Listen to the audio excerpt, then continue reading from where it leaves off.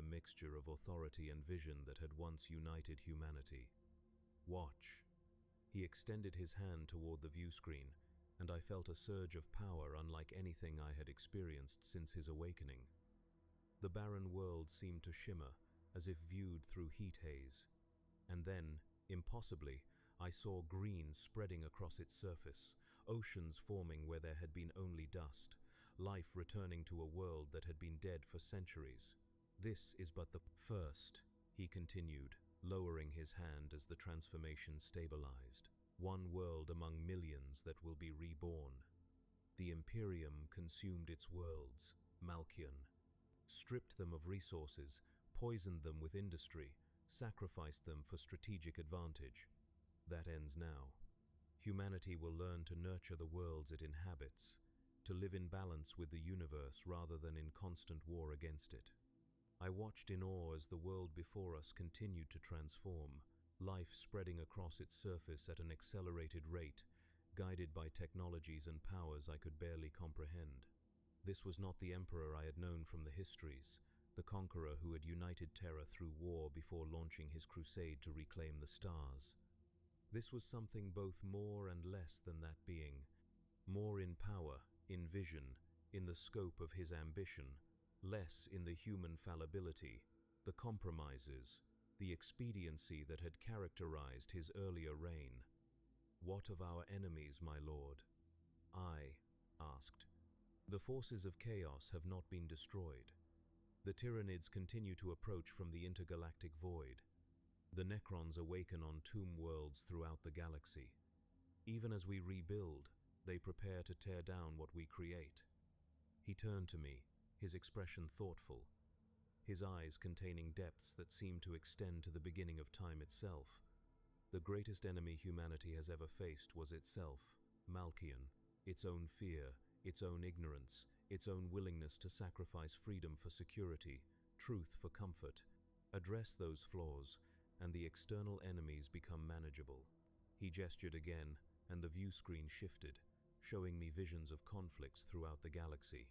Space Marines fighting alongside Eldar against daemons of the warp, human colonists sharing worlds with Tau, each race maintaining its culture while benefiting from cooperation. Even more surprising, Necron lords entering into agreements with human leaders, ancient enemies finding common ground in tow, the face of greater threats. Not all Xenos are enemies to be exterminated, Malkion. Some are potential allies, others are simply different forms of life with their own right to existence. The future I envision includes a humanity that is secure enough in its own identity to coexist with those who are different, rather than fearing and destroying them reflexively. This was heresy by the standards of the Imperium I had known. The xenophobia that had defined human interaction with alien species for millennia was deeply ingrained, reinforced by genuine threats and traumatic encounters.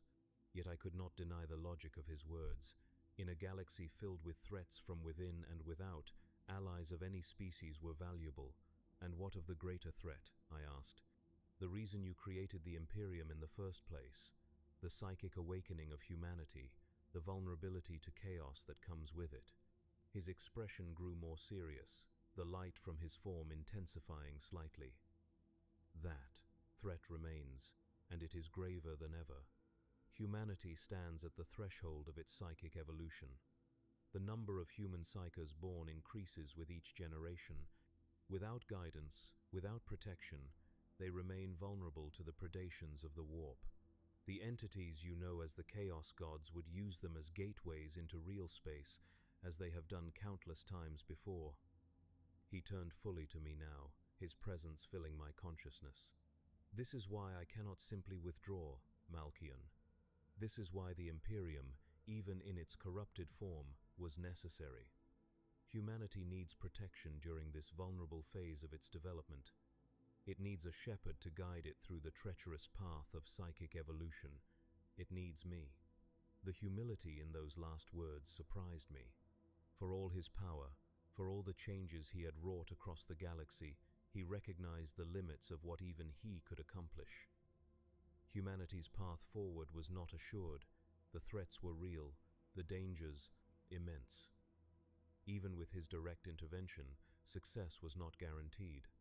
And that, I realized, was the true difference between the being before me and the god that humanity had worshipped for 10,000 years. The god emperor of the imperial cult was infallible, omnipotent, the answer to every question and the solution to every problem. The actual emperor was something far more complex. A being of immense power and knowledge, yes, but one who recognized the challenges ahead, who understood that the future was not predetermined, who knew that even he could fail if the choices made were wrong. "I will continue to serve, my lord," I said, feeling the weight of that commitment anew. "For as long as I am needed, for as long as humanity requires guidance through what is to come." He placed his hand on my shoulder, the touch sending currents of energy through my body, rejuvenating me in ways I had not known were possible. "Your service has only just begun, Malkion. The transformation of the Imperium, the rebirth of worlds, the reshaping of humanity's relationship with the galaxy. These are but the first steps on a journey that will span millennia. There will be setbacks, there will be failures, there will be moments when all we have built seems on the verge of collapse." His gaze intensified, looking not at me but through me, to futures I could not perceive. "But there will also be triumphs beyond imagining, discoveries that redefine what it means to be human, achievements that transcend the limitations of flesh and time, a humanity freed from the shackles of fear and ignorance, ready at last to claim its rightful place in the cosmos." He turned back to the view screen, to the reborn world now teeming with life where once there had been only death. "That is what happens when the Emperor wakes, Malkion. Not the end of all things, as you once feared, but the beginning of what should always have been." I stood beside him, watching as the future unfolded, one world at a time. And I knew that though the path ahead would be difficult, though the challenges would seem insurmountable at times, the journey had begun. The true Imperium, the one he had always intended, was taking its first faltering steps. What happens when the Emperor wakes? Everything changes. Nothing is certain. The future lies unwritten. But for the first time in 10,000 years, there is genuine hope for mankind. Not the false hope of salvation through faith, not the desperate hope of survival against impossible odds, but the real hope of becoming something more than what we have been, of fulfilling the potential that has always existed within humanity, of creating a future worthy of the sacrifices that have sustained us through our long night. The Emperor is awake, the transformation has begun, and I, Malkion Vane, will bear witness to whatever comes next.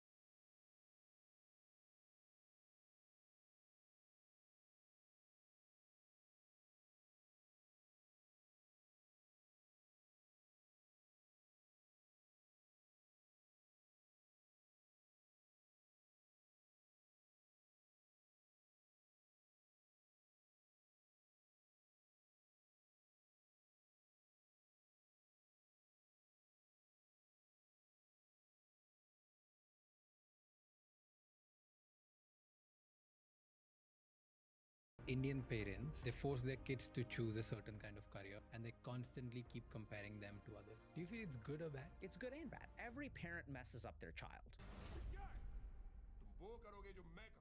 But the cool thing is at some point you become an adult, and at some point you get to determine what kind of life you want to live. And evolution does not select for happiness, it selects for survival. Parents who mess up more, there are enough researches that their kids develop dark traits, and those traits are usually seen in super successful people as well. Do you think dark traits are proportionate to the amount of wealth somebody will accumulate in their life? There are some situations where absolutely you can make an argument that sociopathy and narcissism will help people become successful, but that doesn't mean that the average sociopath or narcissist is doing well. So I don't think you need to be an asshole. There's a loneliness epidemic, and that's one of the reasons why they're facing a lot of mental health problems. What's the fix? The first is that if you can control yourself, you can get really far. A lot of people think that they need to drastically change their life. They don't need to drastically change their life. They need to minimally change their life. So I think the fix is to start with you. Why there's this all of a sudden pressure, including me? I want this fast, I want this now, and before even the life has started, most of us feel like we've failed in this. 70% of people in their 20s are going through like a quarter life crisis. They've been trying to start it and they've been failing. You said that, you feel like you want things faster. What's the problem with slow? When you can get fast, why do you want it slow? Sometimes people will do something called sex. Why go slow when you can go fast? Everyone who's accomplished, from the top billionaires to the athletes, they've been wounded. That's why they're there. Honestly, the thing is that they're broken in the right way. It gave you like, I'm a proof. I'm never going to beat that again. I'm going to show the world. Negative emotions are the most powerful motivators. That's why everyone wants to get rid of them, because usually they motivate us in a way that we're not happy with. This is what I mean about being broken in the right way. The moment you become content, you're going to start shrinking. And you said technology is affecting us, making things horrible right now. If we look at the influence of technology, and we're seeing all kinds of suffering as a result of this. Some people, we're seeing a rise of body dysmorphia, especially in men. So everyone's getting cosmetic surgery. We're also seeing an epidemic of loneliness. Our world is changing, and it is affecting us profoundly. And I don't think the system can protect us. We have to protect ourselves. But at the same time, a lot of people are becoming way more accomplished than they were just because of democratizing of technology. What's happening? We're in a phase of natural selection. Natural selection is when there's a lot of organisms and some event happens. And if the organisms are not adapted to their environment, they die out or don't reproduce. So we're literally seeing that today. AI is a good example of this. And then the second thing is that even if people are doing better, it doesn't mean that they're doing mentally better. You can look at a lot of the world's most successful people, and you can kind of tell just based on their social media presence, these people are not happy. Some of them are using tons of drugs. All around the world, Indian leadership is killing it right now. What's happening?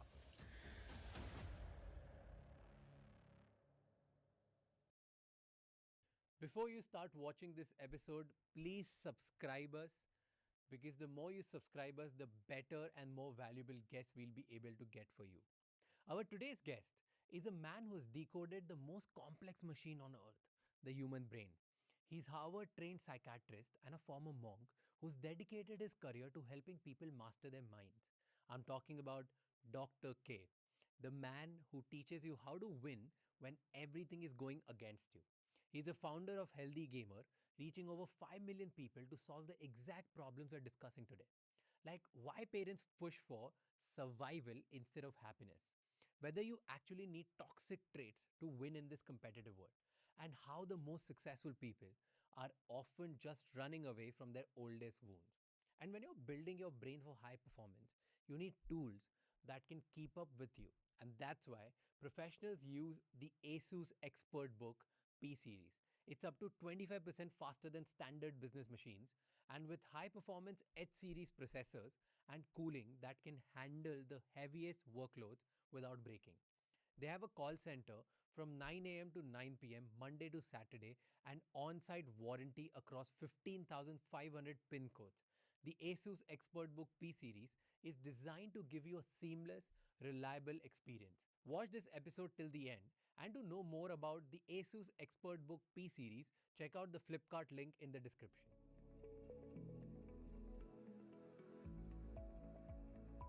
People know you a lot, but for let's say 0.01% people who have no idea who you are and they're watching you for the first time, what do you do? This is super cool. So this is great. What I like about this, I want to just appreciate something.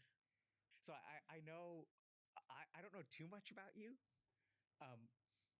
And I know a little bit about you, but I'm starting to really appreciate who you are in this moment and how intentional you are, right? So how you've My God, it's rice. already. Love it. Welcome, welcome. Okay, so you asked for the I'm well known. Oh my gosh, why did the brightness increase? Yeah, so I It was not charging this entire time. Are you serious? This is amazing. open the door and everyone starts clapping. Man, And okay. I was telling, one of my work colleagues is here with me. And Hope I was everything's like, been going "Can you well. figure out how to respond to that? Like, what's the appropriate How have you thing? I'm like, been? do I How is your bow? work Do I going be like, on? yes, I'm great. You know what? Let's pause it. Working on Stinger? What Stinger?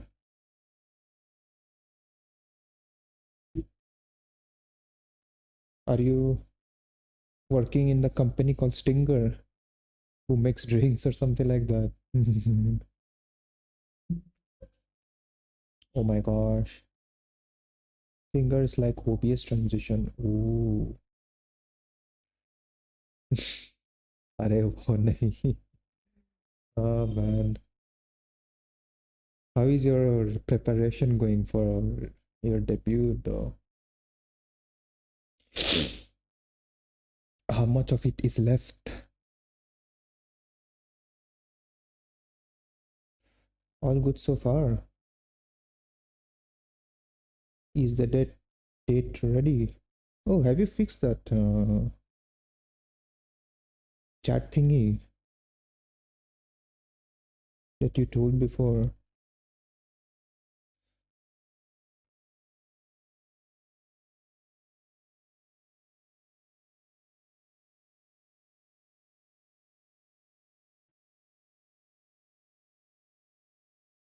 I just went with my old one. Oh, just change the color. Okay. Well, maybe I should like check differently then.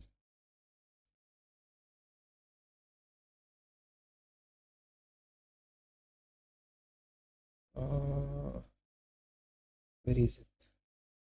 Okay, you know what? We can change that later. Bro. Hi. Okay, my dinner is still hot.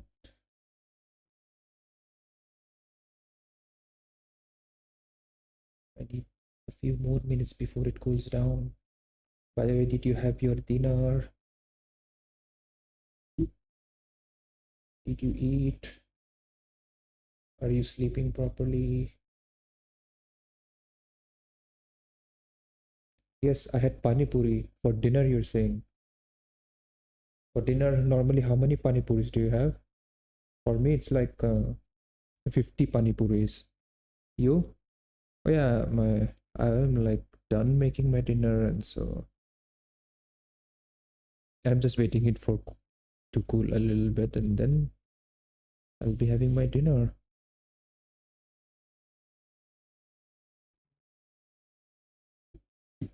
Wait, how did he even animate this?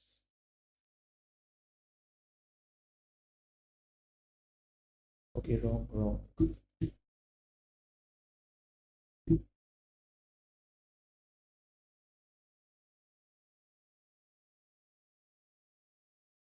Okay, this is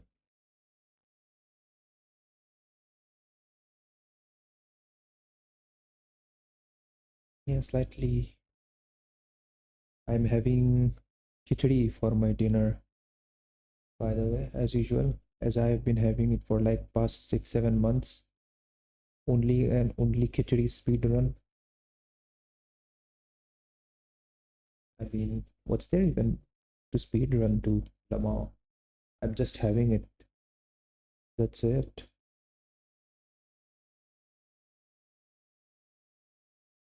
Khichdi speed run.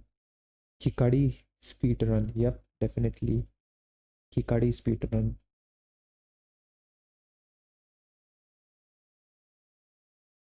A speed run without a goal.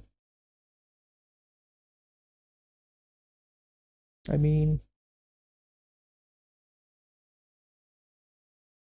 I don't know even if there is even a goal to be achieved here. Yeah, there is actually. I want to upgrade myself from eating khichdi to something even better.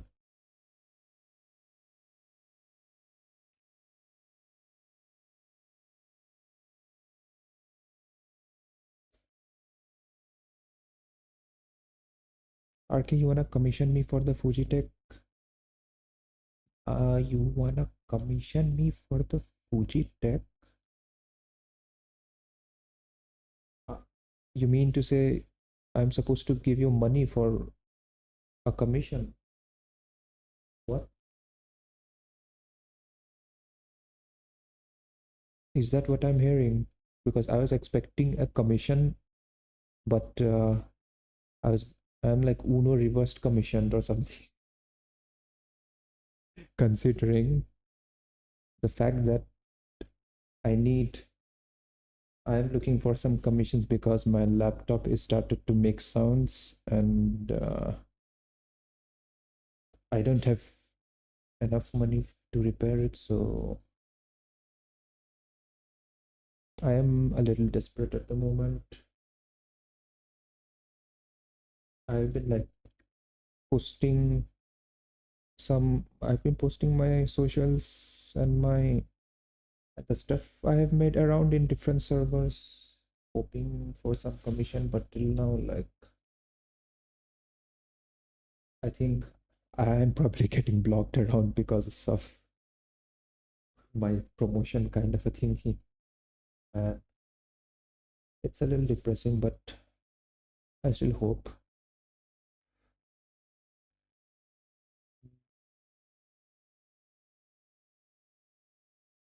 Wait.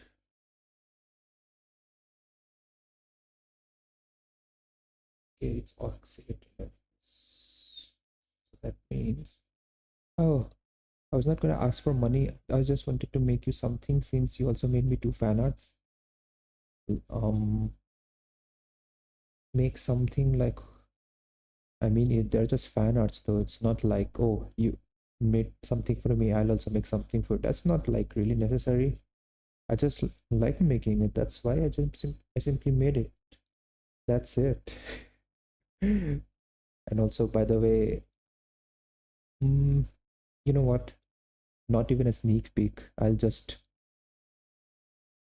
show it on the day you debut or something like that if I have the time. Just in case I am like correct with the artwork that I made for you. I mean,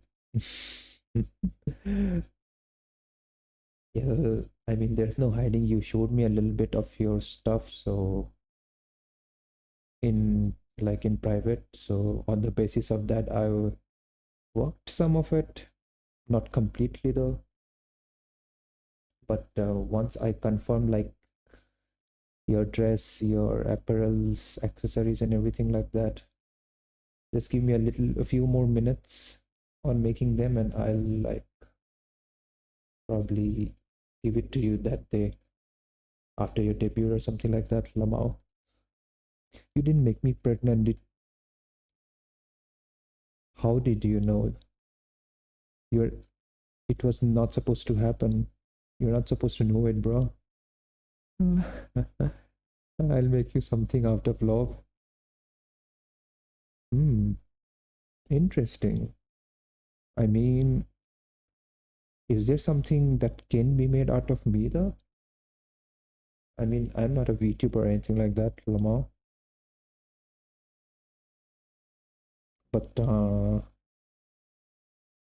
your appreciation is highly appreciated. Oh my gosh.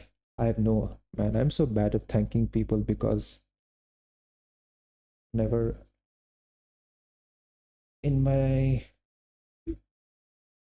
grind I ever felt the need to thank people. I mean, I was never in that position to thank people. So, Lamau, don't mind me. Don't mind me if I sound rude or anything, Lamau.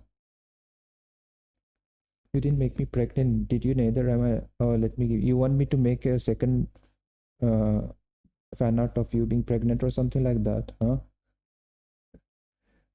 Bro,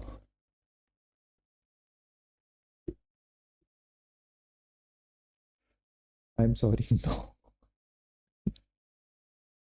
Well,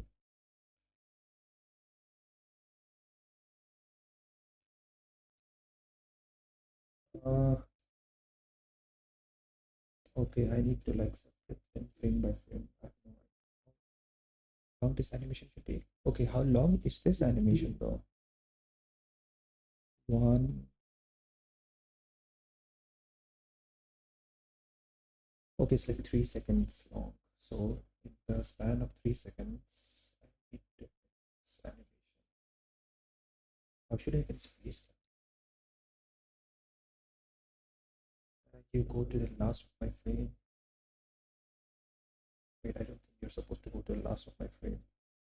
That part will be. I'm sorry, you'd read my chat rules first.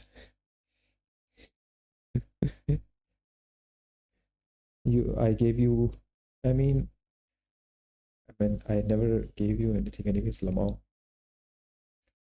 But this is the first time I'm gonna give you something out of the kindness of my heart, and that is a warning and an advice on reading my rules, Lama.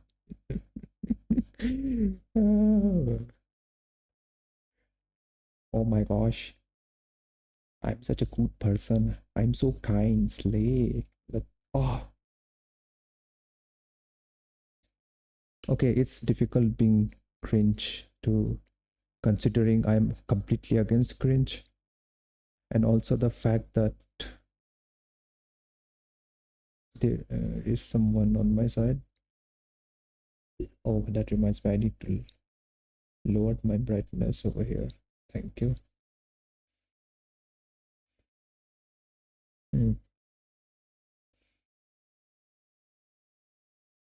Everything is cringe when it's your turn. No, that's not true. Everything is intended when it is my turn. That's how it is. Except what I did like a few seconds ago. Yeah, don't mind that. I mean, don't even mind. Just remove it out of your mind. That's it. That's how it is.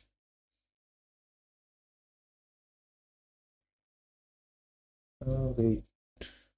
Okay, I think my dinner is ready now. Oh, by the way, why did you turn to rice though? Do you want to go to the rice fields? So that's why you named yourself as Rice or something.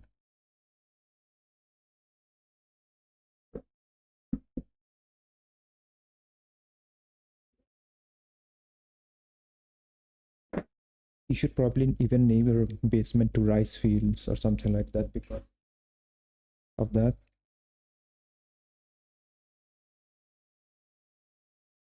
So that you can welcome them like welcome to the rice fields. Mother fingers, mother of fingers, Elden Ring from the Elden Ring. Let's go. Oh, by the way, are you also gonna change your username in YouTube too? Is that gonna happen? Or is it gonna be the same old name?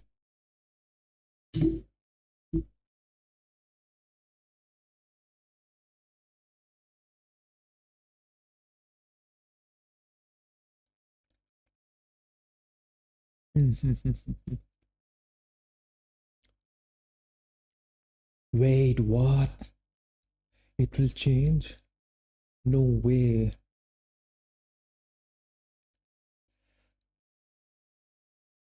My name will be Ryoko, just channel name will change.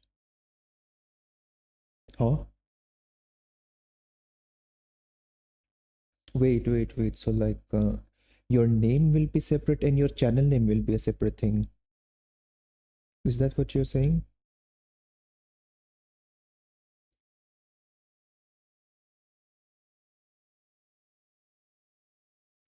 So you're gonna be like, hello, I am Ryoko and welcome to Rice TV.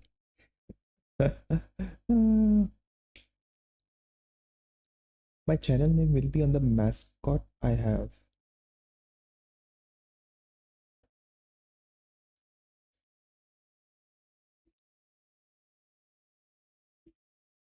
My channel.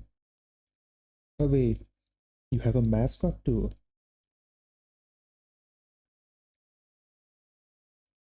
Mm, yeah, I know it sounds cringe. No, no, no, no, no. I think it's fine. Rise. I. It almost sounds like Rise from Chainsaw Man. But I think it's fine. That also depends on what you actually name your mascot as Rise. You know, if like how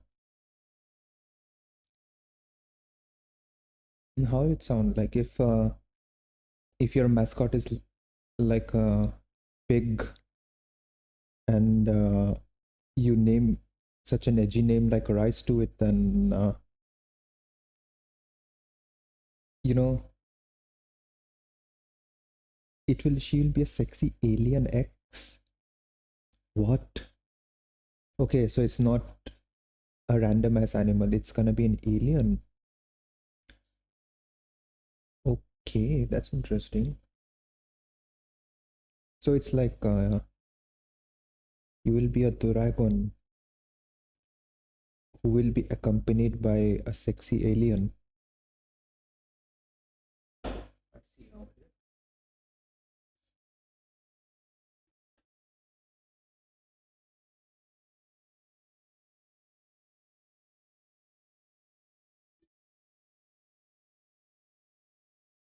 What's the lore behind it though? Like how you as a dragon managed to like get yourself a sexy alien? Wait, I think that's not supposed to be revealed right now, right? Your lore stuff probably it's gonna be during the debut. I think you should reserve it for that. Mm. Wait, that reminds me.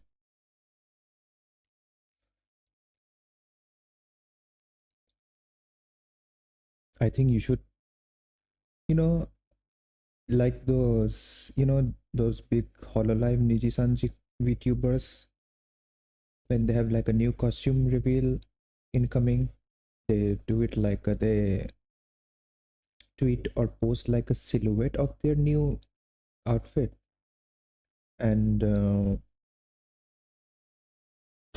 you can do something like that too, like just post like a silhouette of your new avatar, and people can like think like how the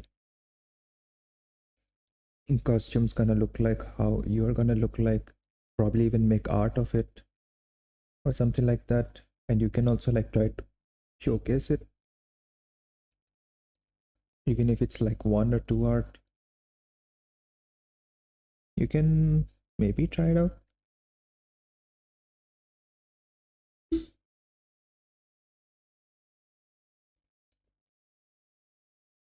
It's just a suggestion though.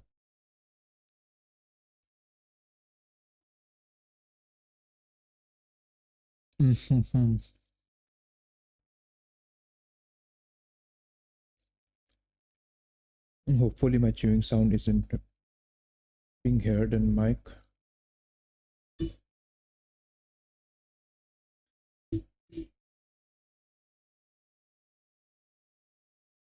But man, fuck.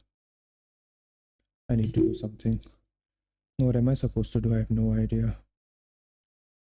Hmm.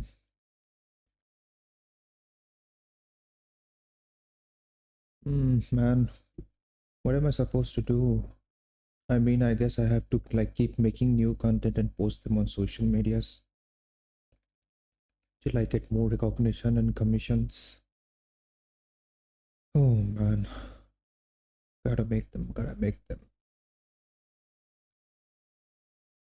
Gotta get that boom, boom, boom. Gotta get that boom, boom, boom. Boom, boom. Get that. Hmm. Oh, I will lurk now. Okay. Happy lurk.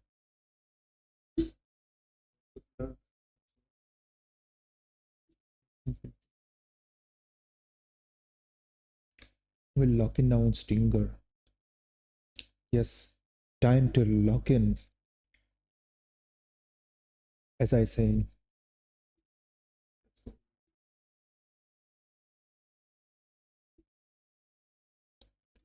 Man,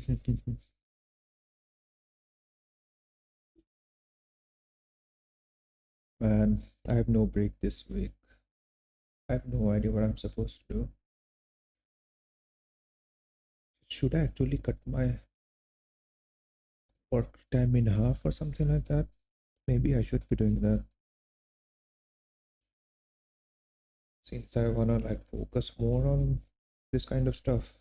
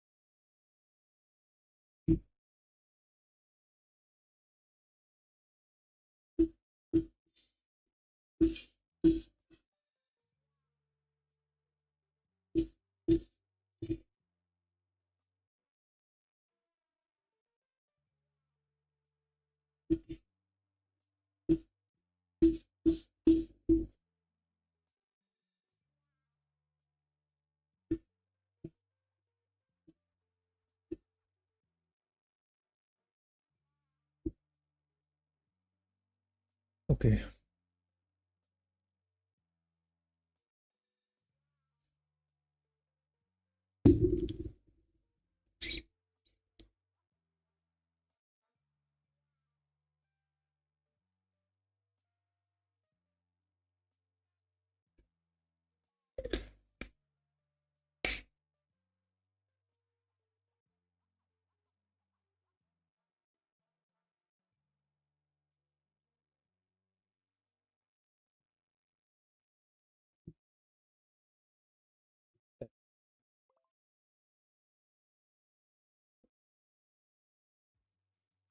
Hello. Hello, hello. Am I audible? I hope so. Okay. Yeah. Everything looks good. I think.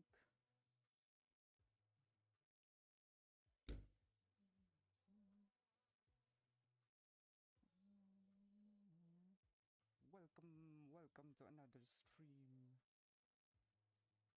We're working on a couple of things today. Like, so I think the weird thing is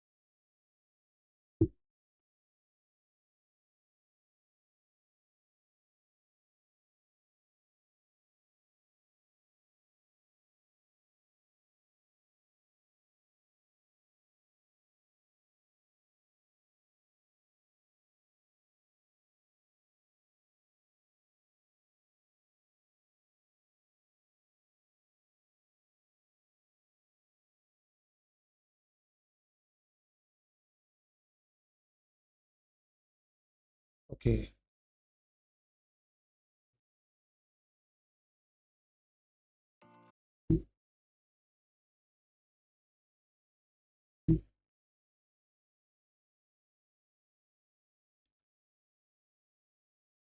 Oh, new video. Damn. Okay.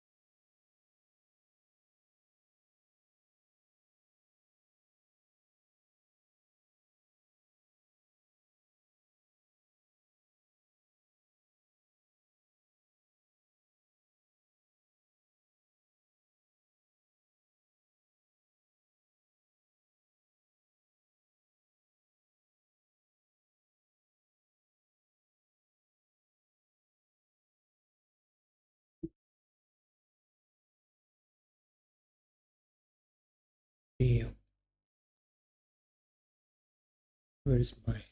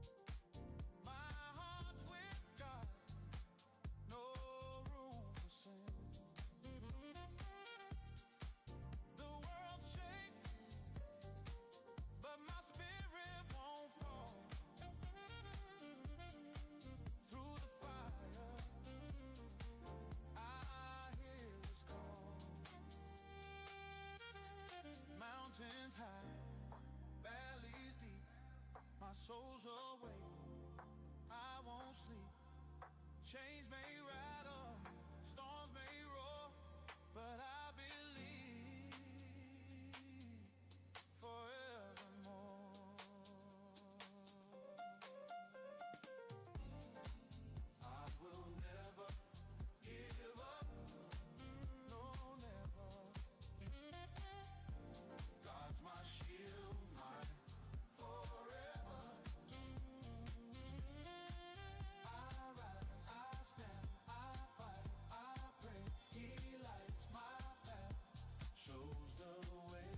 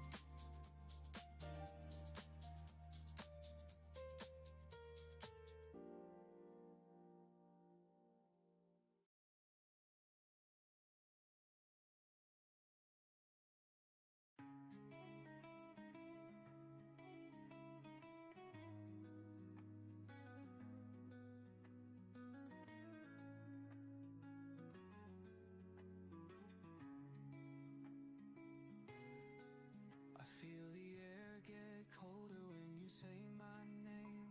Like every word is heavy, but you won't explain. Your eyes don't meet mine, they just stare at the floor. Like you're already gone, like you're locking the door. Tell me, was it something I said? Did I speak too loud? Did I make you upset? Or was I just too much to hold? Too close, too deep, too uncontrolled. Did I cross the line? Did I lose my place inside your mind? Was I holding on too tight? Did I make you wanna hide? Or was I never yours? Not even the first time. I trace the words you left hanging in the air. They don't make a sound, but they cut like despair. You say it's not me, but I know that it is. You're slipping away, I can feel it in your lips. Tell me, was it something I did? Did I dream too big? Did I love too quick? Or was I just another game? A fire you lit then left in the rain. Did When was the last time I cried? Probably like 2 weeks ago. And I kind of think about something like every week. I kind of live everyday life for a while, and then I kind of remember, months down the line, and I'm like, oh, it's gonna be nice. Loneliness is also just being so scary. As you age, not only could your partner, but everybody that you shared experience with, your friends, you begin to lose them. Bro, I have chatters that deal with this. Like, I've had chatters that have like committed cancer, and they're like 15, man. Like, when I started social media and I was a teenager, I was the most fucking arrogant, ignorant kid in the fucking world. I didn't know what the hell I was doing. And I was just, I thought I was so cool, man. And being able to entertain y'all and hear some of y'all's stories really just changed my perspective on everything. It is crazy, though, how fast life will move on. Like, I look at, my dead grandfather, and his life probably snapped, it felt like the snap of a finger. He had, like, complete kidney failure, right? His blood was being poisoned. He had 24 hours to 5 minutes, and he knew. Dude, the people that say womp womp, you're not gonna remember it, but one day someone you really love is gonna die. 40 years from now, your wife's gonna die, right? And you're gonna experience what this man's experiencing. And I hope that some dumbass goes up to you and says, "Womp womp, get over it, bitch," and walks away. You ever been sad before and you just make yourself more sad because it's like it feels good? Like I've been in moods where like I'll cry and I'll be like, this feels kind of good. Let me start thinking about that. I don't know who I am. Not saying I don't.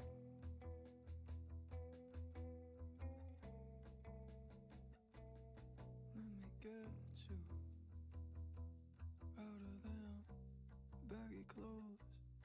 Let me get you to be more comfortable. Let me get you out of. Is born strong, he is forged, and the fire that shapes him is not kindness, it is necessity. There is a moment, quiet but unmistakable, when a man realizes that no one is coming to save him. It's not a dramatic scene, not a movie moment. It's that still, heavy silence after disappointment, after failure, after betrayal, when the universe holds a mirror to your face and asks, will you keep running from responsibility, or will you finally grow? Not physically, but spiritually. He dies when he realizes his parents' love won't shield him. He dies when he understands that comfort is a poison disguised as peace.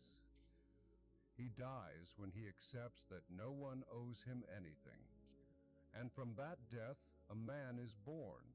Every stage of becoming a man demands payment, and the currency is always pain. You will pay in hours.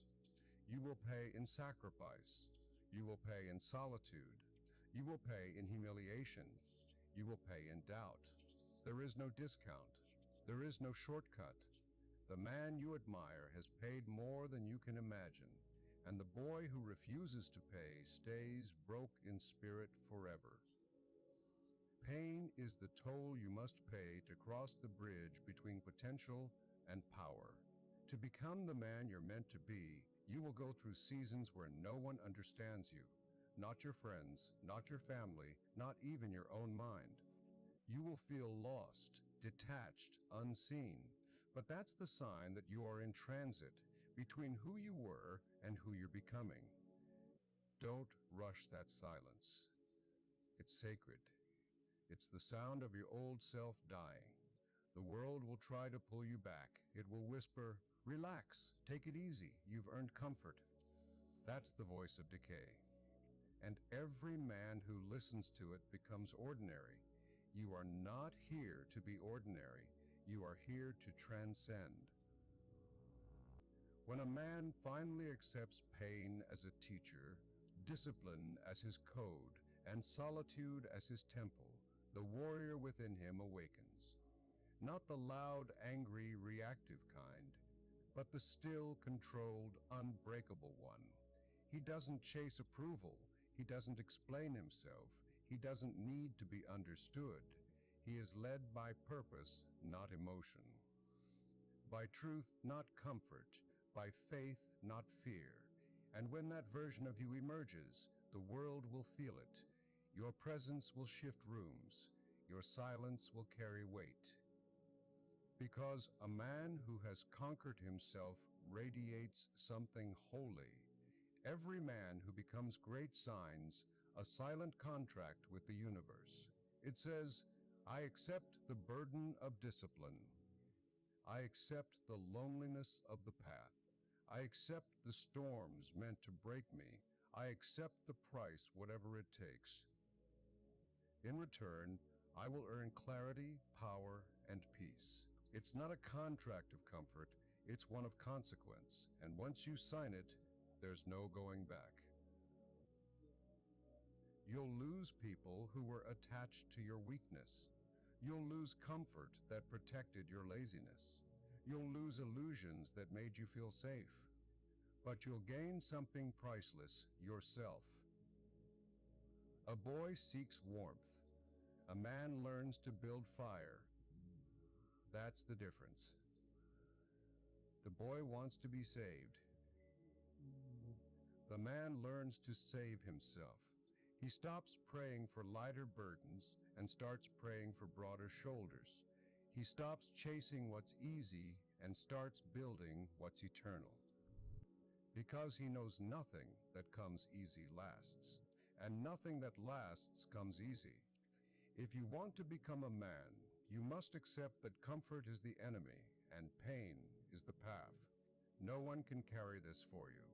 No one can shortcut the journey.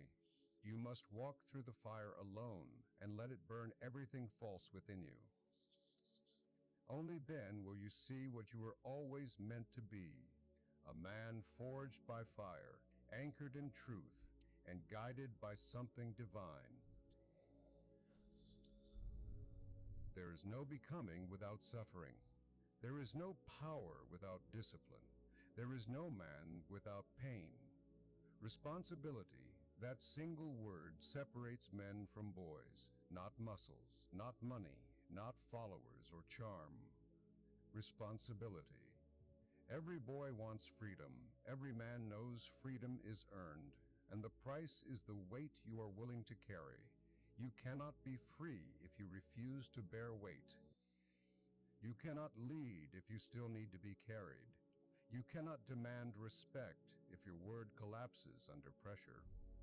A real man is not measured by what he gains, but by what he holds together. There's a reason God placed weight on a man's shoulders. It's not punishment, it's purpose. Because weight gives you direction, it gives your spine shape, it defines your walk. Without responsibility, a man drifts. He becomes soft, numb, a slave to pleasure and indecision. But the man who carries weight even when no one helps walks differently. He has gravity, presence, authority. People might not understand him, but they feel him. Because he carries something sacred, the burden of meaning. Modern society has lied to men. It told them to chase ease, to avoid stress, to numb pain, to choose comfort as if comfort were success. But comfort breeds decay. Ease breeds emptiness. A man who seeks ease becomes hollow, a body with no fire in the chest. You can always recognize such men. They blame, they escape, they envy, they scroll. They exist, but they do not live. Because life without responsibility is life without substance. The masculine spirit was never designed to rest in softness. It was designed to carry. You see, the man who trains his body, who rises before the sun, who keeps his word, who stands firm when others fold, he is not being rigid. He is being reverent, because responsibility is worship. Every rep in the gym, every hour spent building a dream, every sacrifice made for family or purpose is an offering to the divine order. When you hold your discipline, you are saying to the universe, I am worthy of command. And the universe listens. It tests you. And when you prove steady, it grants you dominion. Here's the truth most men never speak of.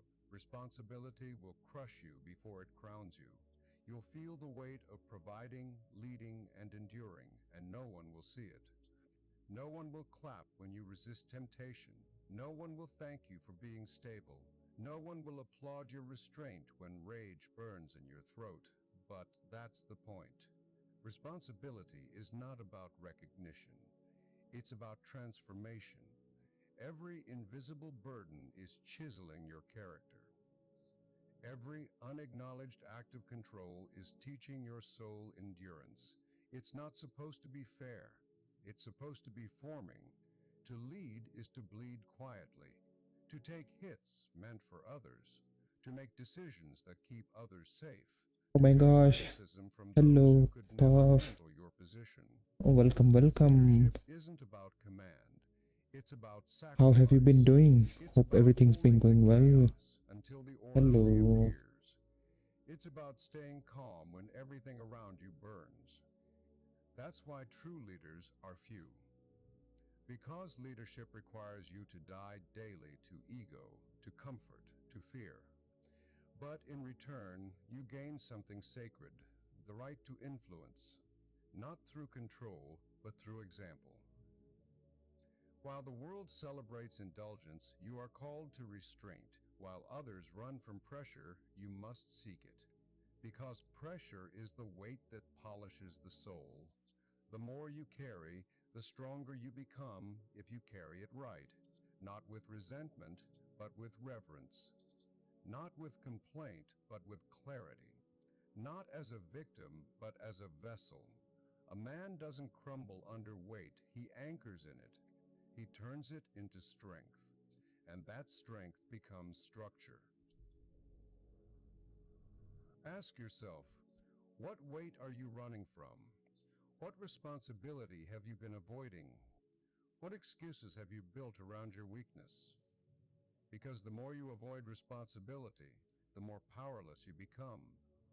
And the more you embrace it, the more divine authority you unlock. This is the paradox of manhood. To gain freedom, you must first accept bondage. To become light, you must first bear the heavy. The measure of a man is not what he desires, but what he endures. That's the law of the masculine soul. You cannot cheat it. You can only accept it or break under it. And once you accept that, responsibility stops being a curse. It becomes sacred weight. A man without responsibility is a leaf in the wind, a prisoner of impulse, a slave to emotion. But a man who bears his weight walks with the gravity of God. So stand tall under pressure. Carry the invisible load. Let your spine bend, but not break, because every burden you accept with strength builds the man you were destined to be. Only the burdened become grounded. Only the grounded become great. Pain is the fire that refines. It's the forge that separates the ordinary from the chosen. Every man says he wants power, greatness, peace, but few are willing to bleed for it. Because true transformation is not glamorous, it's violent. To change your life means killing who you were, and death is never gentle. The modern world sells comfort as if it were progress. It tells you healing should be soft, growth should be easy, discipline should be balanced. That's a lie. Growth is a war, healing hurts. Discipline isolates. And transformation demands a level of pain that breaks your illusions. If you want to change, you have to burn the bridge to who you used to be. There's no coming back. No half measures, no safe zone between the old you and the new. Pain is not punishment, it's purification. Every tear, every scar, every sleepless night, it's God chiseling weakness out of your soul. You think life is unfair? The suffering you face is not random, it's surgical. Designed to cut out the rot within you, the laziness, the entitlement, the fear. The pain you curse today is the very force shaping you for tomorrow. Stop asking, why me? Start saying, teach me. Transformation always begins with humiliation.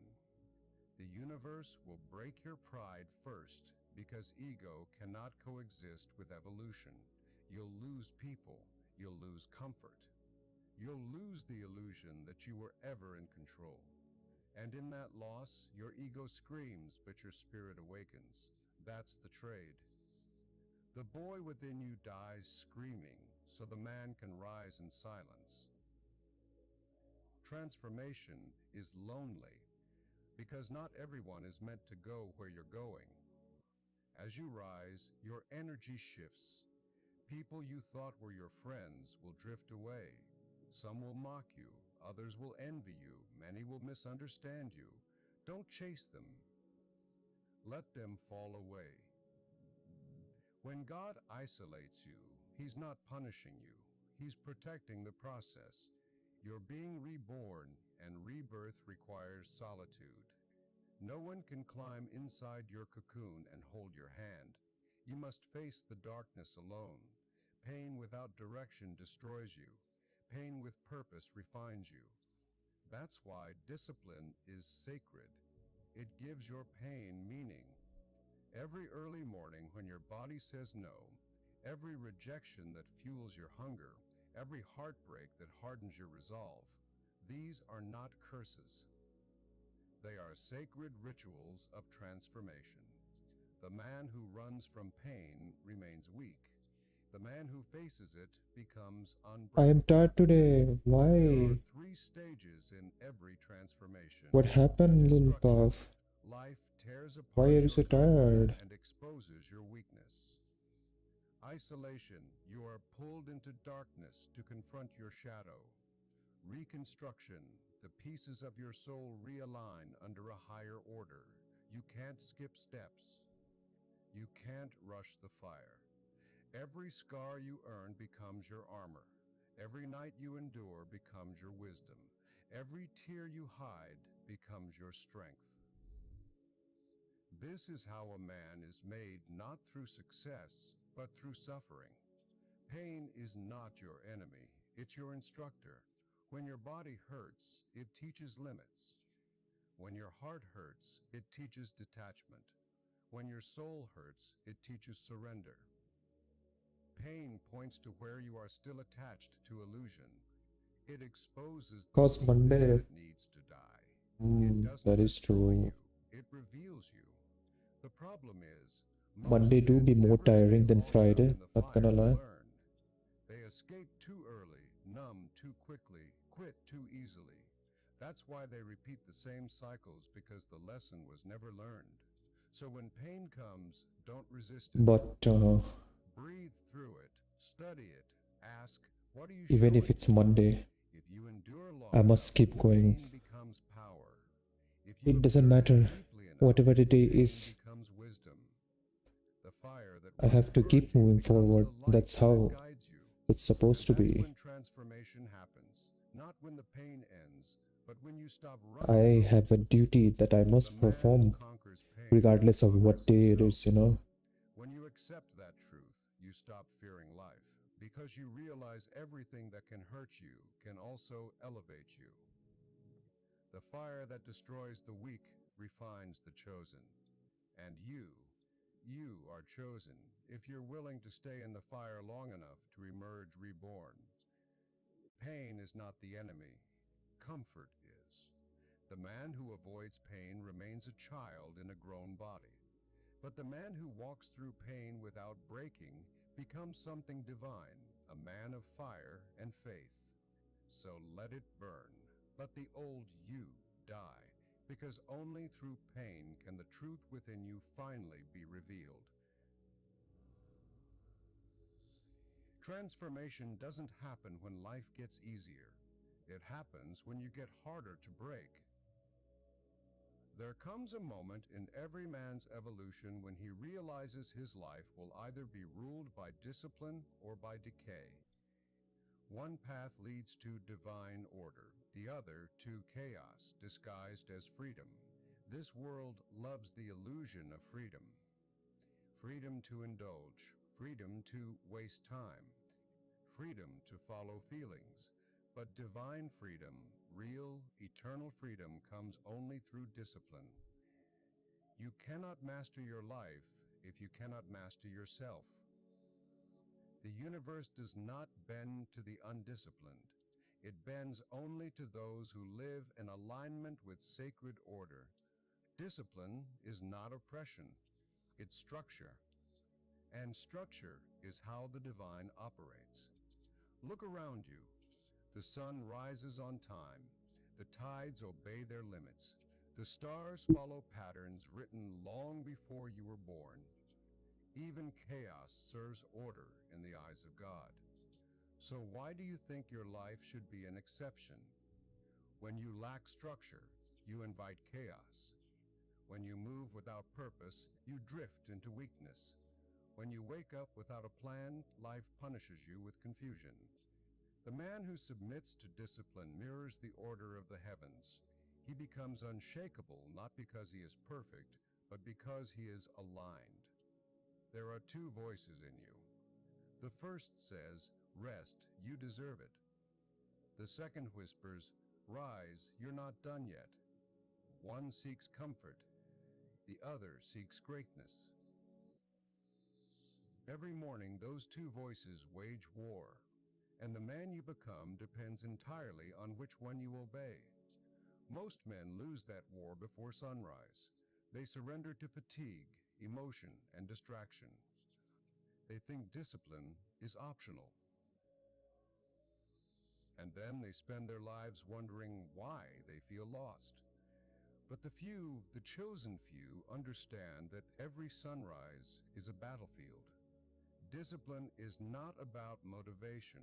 It's about obedience to your higher self, even when you don't feel like it, especially when you don't feel like it. The undisciplined man is enslaved by his desires. He chases pleasure, validation, and the illusion of control. He becomes soft, easily moved, easily tempted. But the disciplined man, he lives by sacred restraint. He is dangerous because he could, but he chooses not to. He has fire, but he channels it. He feels emotion, but he governs it. He desires, but he doesn't bow to it. That is divine masculinity, not suppression, but mastery. Not repression, but direction. Discipline isn't about denying your nature. It's about commanding it, turning your chaos into creation. Your body is a vessel for divine purpose. It's where the battle for your soul begins. And every choice you make, food, sleep, movement, focus, is spiritual. When you neglect your body, you dishonor the gift. When you master it, you worship the Creator through action. Stop treating your body like a garbage dump for emotion and distraction. Build it like a temple. Train it like a weapon. Discipline it like a soldier of light. Your body doesn't need comfort, it needs command. Because how you treat your body reflects how you treat your destiny. The mind is the battlefield of destiny. It's not your environment that defeats you, it's your undisciplined thoughts. An undisciplined mind jumps between distractions like a dog chasing shadows. It overthinks, overfeels, and underacts. It seeks stimulation instead of silence. But the disciplined mind, it cuts through illusion like a blade through fog. It knows when to be still. It knows when to move. It knows that not every thought deserves attention. You can't silence the mind through noise. You silence it through command. Meditation, focus, solitude. These are not luxuries, they are weapons. A man who controls his mind controls his world. Discipline without divinity becomes tyranny, but discipline rooted in divine purpose becomes power. When you wake early, you honor God through order. When you speak truth despite fear, you serve God through courage.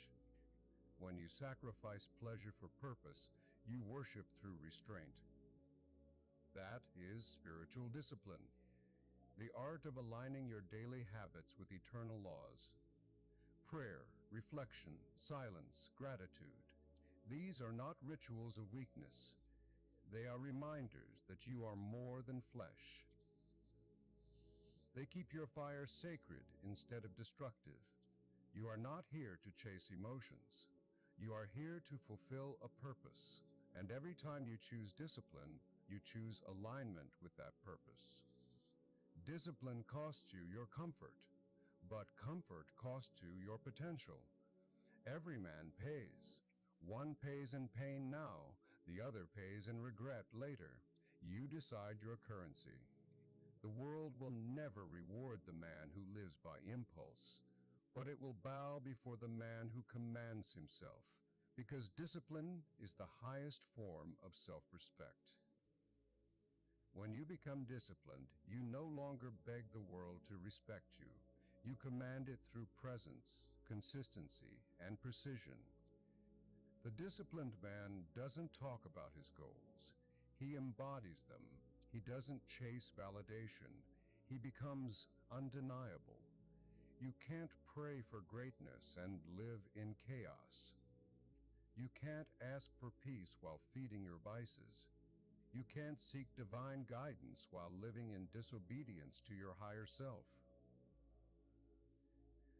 God blesses structure. The universe. Do you like When you bring iced tea? discipline to your life, you signal to creation itself, I am ready for more.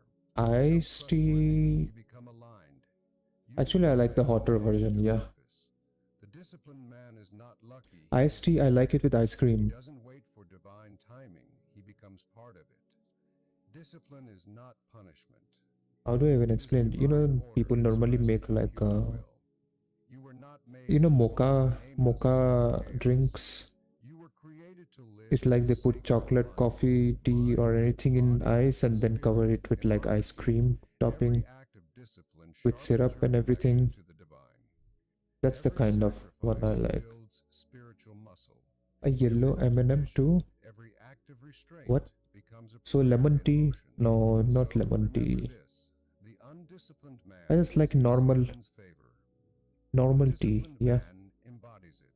You know, The matka chai. modern man drifts through life with no compass. He moves Matka with chai no is like direction, peak, man. led only by That's impulse probably the and best tea fear. that you can ever have. He speaks of ambition, but lacks honor. He seeks pleasure, but not purpose. He wants victory, but has forgotten the code of the warrior. The ancient ones lived by a sacred rule. Die before you dishonor yourself. Their worth was not measured by wealth or women, but by how they carried their word when the world tried to break them. It calls integrity rigid, discipline toxic, and faith old-fashioned. But without a code, you are nothing but dust. A leaf moved by every wind of temptation. Every man must live by a personal law, a code forged through trial and silence. It's not written in books or posted online. Iced tea It's with carved ice into cream your mango. soul by pain, failure, and confrontation with your own weakness. That code I don't know says, how ice do not cream lie, truth in mango me. ice cream I goes with cannot it, but fold when pressure rises. what I had was with I like a will not vanilla. chase comfort Yeah, when this greatness calls. vanilla I chocolate protect choco what is vanilla. mine, and I respect what is sacred. This is the essence of the warrior spirit, not violence, not rage, but mastery under pressure. The warrior isn't the loudest man in the room. He's the one who remains still when chaos unfolds. The code begins with honor, and honor is not what people see. It's what you do when no one's watching. It's easy to act disciplined under eyes of praise, but real discipline is forged in isolation. When no one knows if you trained today. When no one will see if you stayed consistent. When no one will applaud your sacrifice. That's where your honor is tested. That's where the warrior is born. A man without honor can achieve power, but it will rot him from the inside. Because the soul cannot carry deception without collapsing. You can't lie to yourself and expect peace. You can't betray your own word and expect clarity. Honor is alignment between what you believe, what you speak, and what you do.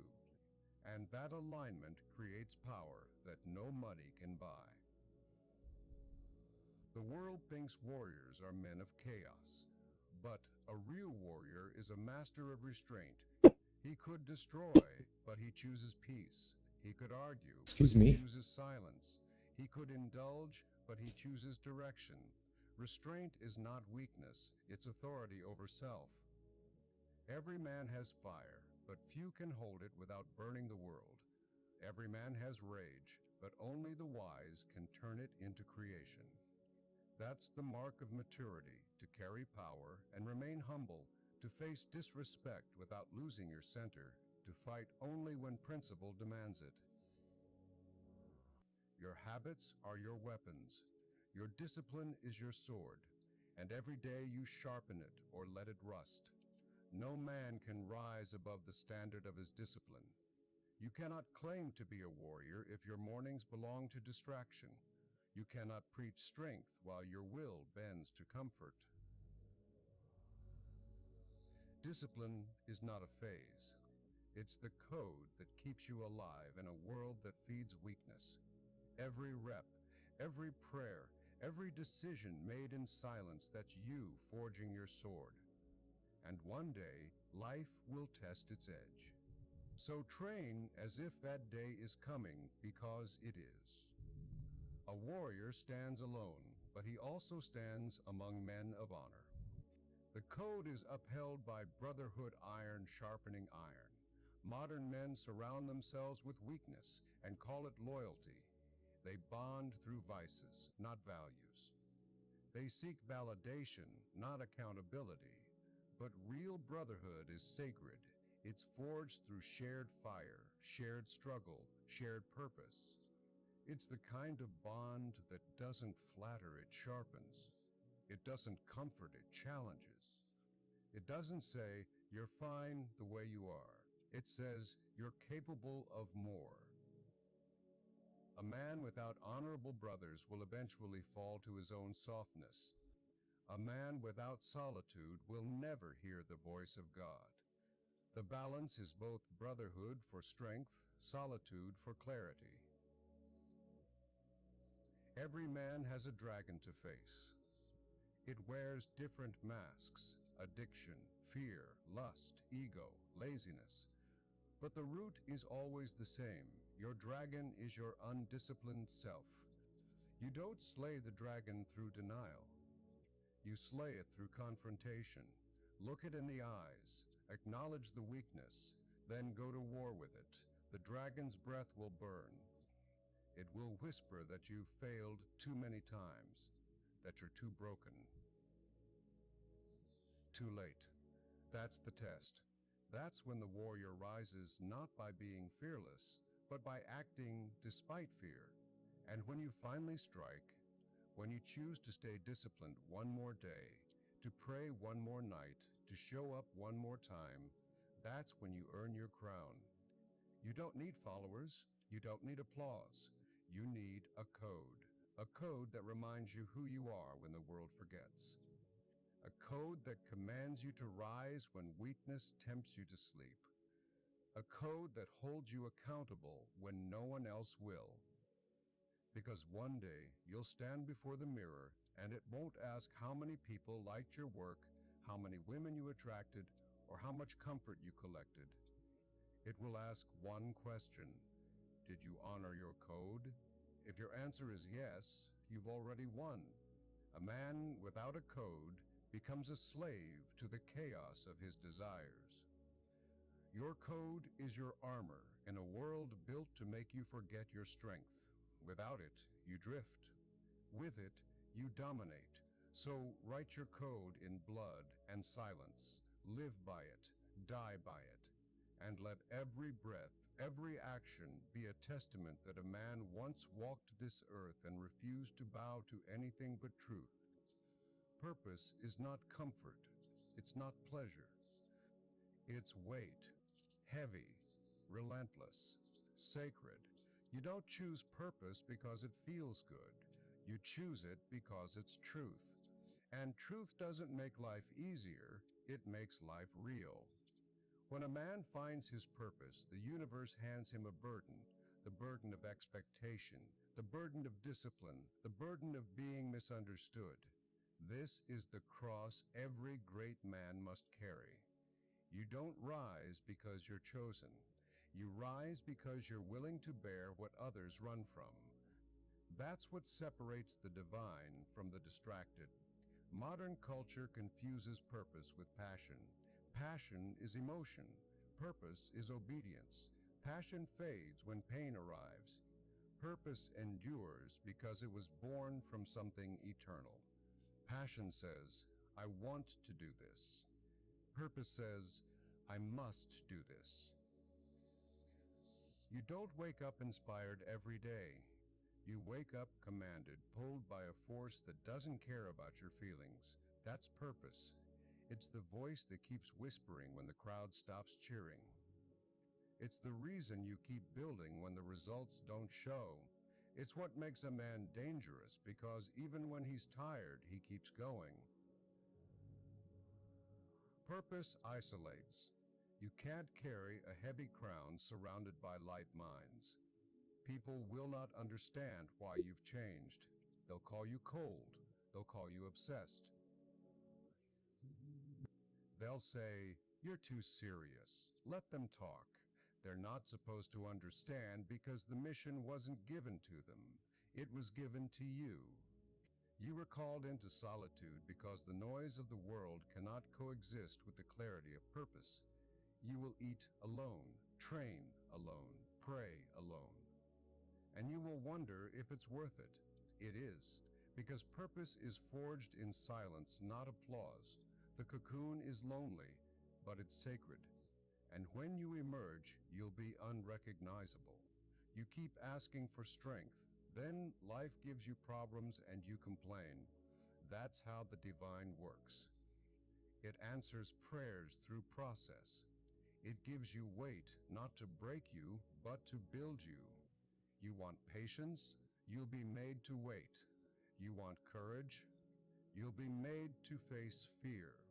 You want discipline? You'll be given temptation. Every burden is a training ground for the man you're becoming. Every trial is God's way of saying, "I am preparing you." So stop asking for easy days. Ask for endurance. Ask for clarity. Ask for the strength to carry what others drop. The greatest threat to purpose isn't failure, it's comfort. Comfort kills more dreams than doubt ever could. It whispers, "You've done enough." It seduces you into mediocrity. It makes you forget that purpose is supposed to hurt. The man of purpose must live with tension, the tension between gratitude for what is and hunger for what must be done. You cannot evolve inside comfort, and you cannot fulfill destiny by chasing dopamine. The mission is sacred, and sacred things require sacrifice. So if your life feels heavy right now, good. That means you're in the right arena. Every purpose demands a death, the death of laziness, the death of ego, the death of the version of you that still wants to be liked by everyone.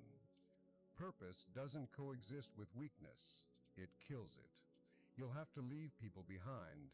You'll have to disappoint comfort seekers. You'll have to destroy the soft parts of yourself that want ease more than excellence. That's why most never find their purpose. It's not hidden, it's heavy. When God gives you a vision, He also gives you weight, the responsibility to carry it.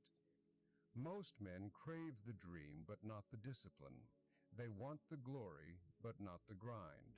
But purpose is not glamorous. It's lonely, it's exhausting, it's endless refinement. You'll have days where you question everything, where faith feels silent and success feels distant. That's when the real ones rise. Because they don't serve for outcomes, they serve out of obedience. Purpose is not about what you get, it's about who you become. There will come a point when your purpose feels too heavy to carry, when your strength fades, when your prayers sound empty, when you doubt everything you've built. That moment is sacred, because that's where pride dies. That's where you stop trying to do it all alone and let divinity take over. Your purpose was never meant to be carried by your willpower alone. It was meant to be carried with faith. You are the vessel. God is the source. When your body gives out, your discipline sustains you. When discipline cracks, faith takes over. And that's how you endure when everything in you screams to quit. Purpose never abandons the man who refuses to abandon it. The reward isn't money or fame, it's transformation. You become someone even the old you wouldn't recognize. You no longer chase validation. You embody certainty. You no longer need attention. You command respect. You no longer seek peace. You become it. And in that stillness, you finally understand the burden was never punishment. The purpose that breaks you is the same purpose that builds you into something unbreakable. The weight on your shoulders is divine design. It's not there to crush you, it's there to crown you. Carry it with pride. Carry it with discipline. Carry it until the man who doubted himself is gone, and the man God intended stands in his place. Because purpose doesn't destroy you, it reveals you. Every man who truly evolves must first die, not in body, but in identity. You don't find yourself through pleasure or peace. You find yourself through collapse. When everything you've known burns down your ego, your illusions, your comfort, your excuses, what's left is the man beneath all the noise. The rebirth isn't loud. It's not cinematic. It's quiet. It's spiritual. It's the moment you stop needing the world's permission to exist as who you are. The man who emerges after destruction is unrecognizable, not because he changed his habits, but because he changed his nature. He no longer runs from pain, he walks with it. He no longer hides from solitude, he feeds on it. He no longer begs for validation, he commands respect through presence alone. This is the resurrection, not a second chance, but a second birth. When a man resurrects, the world feels smaller. The chaos doesn't shake him anymore. Because his frame is unshakable. You see, before resurrection, everything external dictated your state. The weather, opinions, attention, results. Now, none of it matters. Because he's rooted in something unbreakable, discipline, and divinity. His emotions no longer run him, he commands them. His habits no longer fluctuate with mood, they are rituals. His direction is no longer uncertain, it is ordained. When a man finds his center, storms become background noise. He becomes the calm. He becomes the constant. The world bends to a man who has bent himself to purpose. Rebirth means freedom from validation. You stop chasing applause because you finally understand no one can see your vision the way you do. No one can feel your calling the way it burns inside you. Validation is a drug for the lost. A resurrected man is already whole. He no longer posts his progress to be seen. He builds in silence because greatness is not performance, it's alignment. You can't seek recognition when you've already recognized yourself. The only audience left is God, and the only competition left is yesterday's version of you. When chaos ruled your mind, peace felt impossible. But once you resurrect, peace becomes natural, not because life is easier, but because you stopped resisting what is. You now move with divine order. You accept struggle as training. You embrace loneliness as clarity. You treat pain as fuel. Peace is not the absence of conflict, it's the mastery of response. When your heart and habits align, life slows down. You start seeing the patterns, the divine timing, the purpose behind delays, the lessons in rejection. You realize it was never random. Every heartbreak, every loss, every fall was God chiseling your character into shape. When you resurrect, you will walk differently. You won't move with crowds anymore. You'll move with conviction. You won't argue with fools. You'll outgrow them in silence. You won't need to prove your worth. Your energy will say everything. People will feel your presence before you speak, because real power doesn't scream, it radiates. They'll sense it, that calm, that discipline, that focus, that divine stillness only men who've suffered can possess. You become the embodiment of purpose, and that, brother, is sacred. When the man within finally awakens, his life begins to flow with divine rhythm. Opportunities appear not by chance, but by alignment. People enter not by coincidence, but by assignment. Obstacles arise not as punishment, but as preparation. You stop chasing and start attracting. You stop forcing and start flowing. Because when your soul is aligned with discipline, you become a vessel of divine order. Your movements carry weight. Your words carry authority. Your actions ripple across generations. You are no longer living for the next goal. You are living as the goal itself. The resurrected man no longer dreams of comfort. He dreams of impact. He doesn't want more followers. He wants fruit. He doesn't measure success in numbers, but in the souls he awakens through his example. Legacy is not built through trends. It's built through timelessness. A man's true wealth is not what he owns. It's what he becomes. You don't leave legacy by existing loudly. You leave it by living rightly. The world will remember not your possessions, but your posture, how you stood, how you carried pain, how you moved when no one was watching. The resurrection is not just spiritual, it's sacredly masculine. It's not aggression, it's not control, it's not domination, it's direction, it's protection. It's discipline born of compassion. The sacred masculine man doesn't destroy, he refines. He doesn't chase power, he channels it. He doesn't seek worship, he serves purpose. He is strong enough to be still. He is wise enough to be humble. He is ruthless with himself and gentle with truth.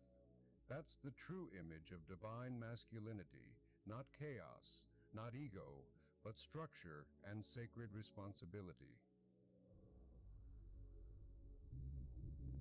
Now, stand before your own reflection. The man staring back at you is not who you were. He's who you became through pain, discipline, and faith. You are not the boy who needed validation. You are not the man who feared failure. You are not the one who begged for peace. You became peace. You became power. You became purpose. This is your resurrection, not a return to who you were, but the arrival of who you were always meant to be. Walk with silence, move with grace, build with fire. And remember, the man who dies for his purpose never truly dies. He becomes eternal through the work he leaves behind.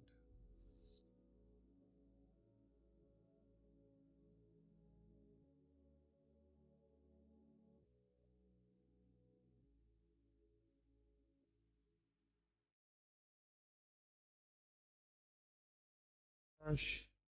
Hi, Valky. How you doing, Gooner artist? I'm doing goon. Yes, yes. Definitely doing goon. Thank you for asking. How have you been though? Are you doing goon too? Hope your day has been goon. Hopefully, I mean, it is definitely gooner than mine. But right now, I was supposed to draw a goon art after that stream, but I decided on I'm gonna make content for my social medias, and currently, yeah, I am working on it. As you can see, I drew grass. But now I have to make many of them. And how am I gonna do that? That's what I'm thinking about. Should I just copy paste this animation folder? I draw now. Good luck. Hey, thank you, thank you. What are you gonna draw though? Are you gonna draw some goon art too? Show me when you're done drawing. I also want to see how cool this art is. Okay. This is the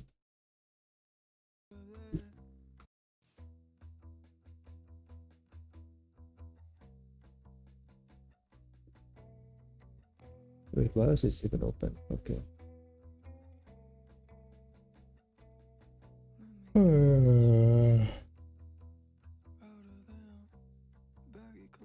Okay, let me try one thing over here.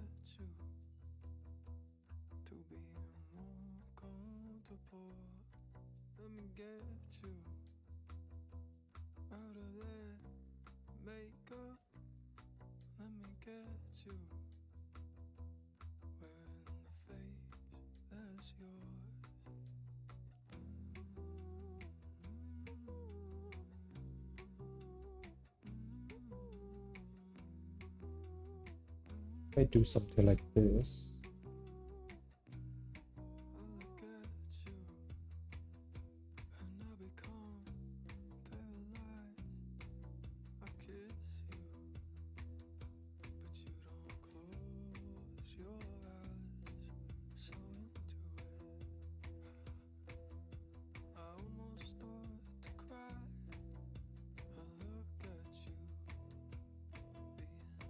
Can extend it to no.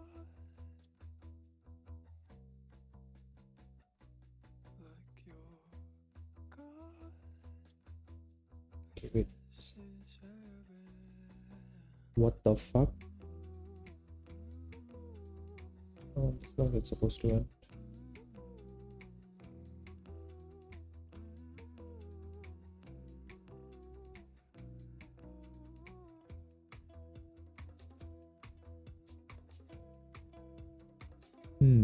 What must I do then?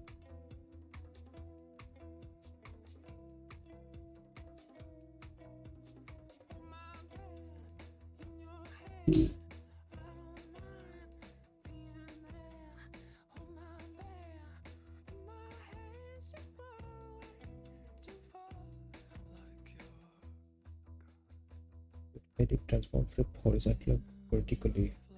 Wait, what?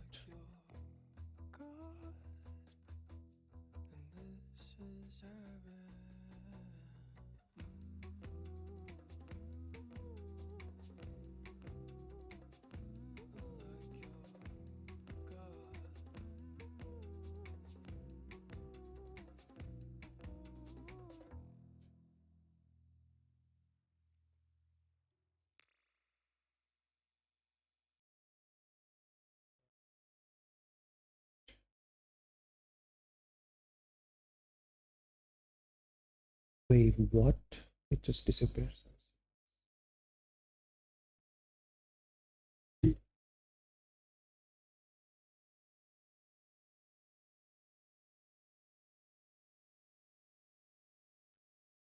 Alright.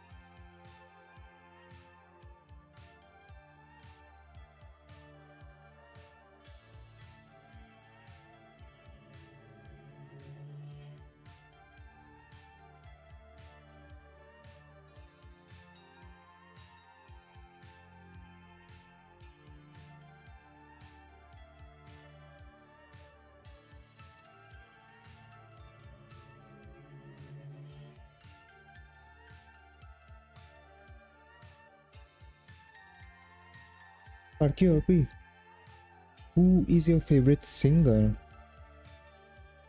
My favorite singer... Currently my favorite singer...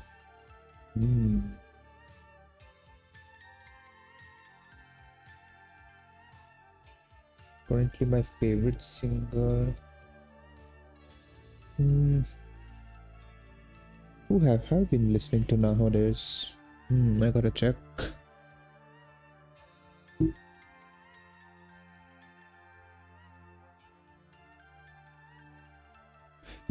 He's not much of a singer, he's more like a musician, and his name is Moe Shop. If you try to look for him, you'll find it out. He has like really funky music, which I like.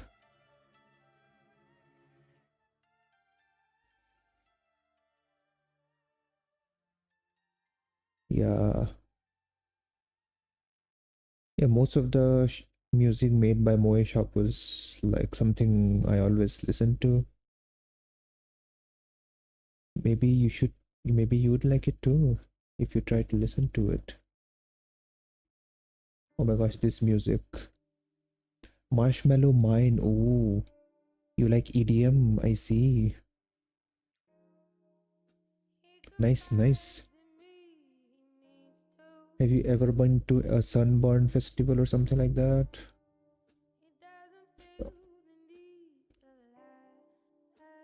Yes.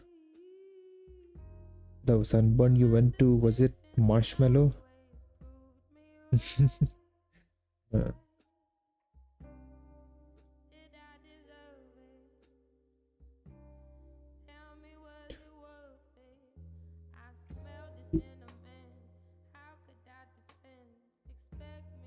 Yes, yep, of course. Oh,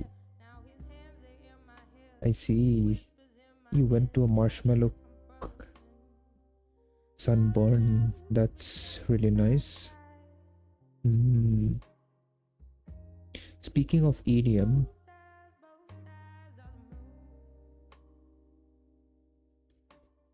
do you know this guy? He's a French DJ. What is his name? I forgot already. Wait, let me search.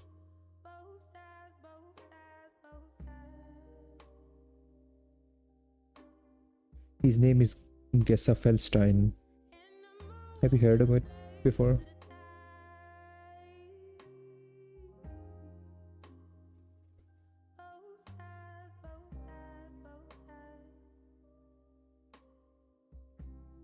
Gessa Feldstein, the Dark Prince. Search it up. You should definitely check out in YouTube.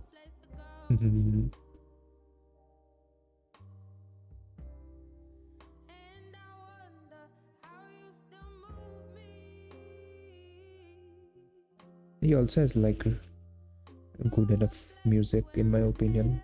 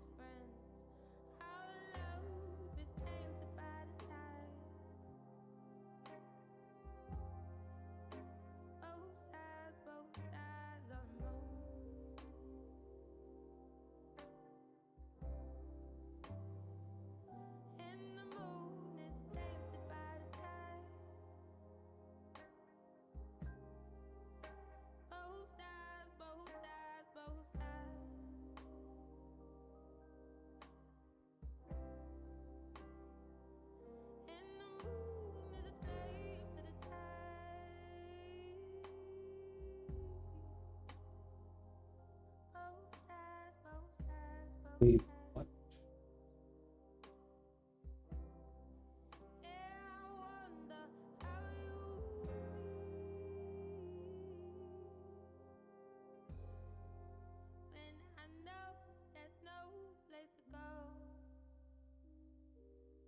transform, flip horizontally. Okay, let's try.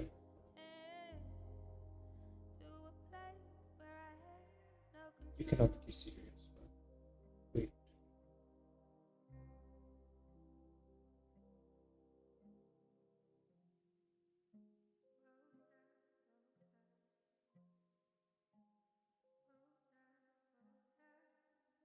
Still have.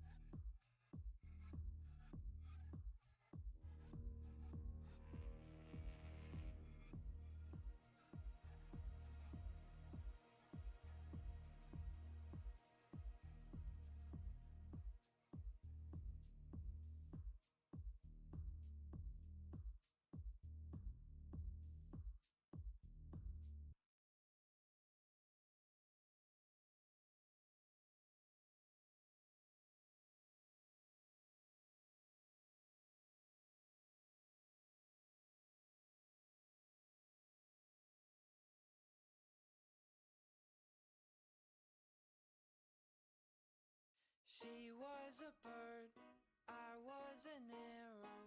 Both of us sure we were sword and a sparrow.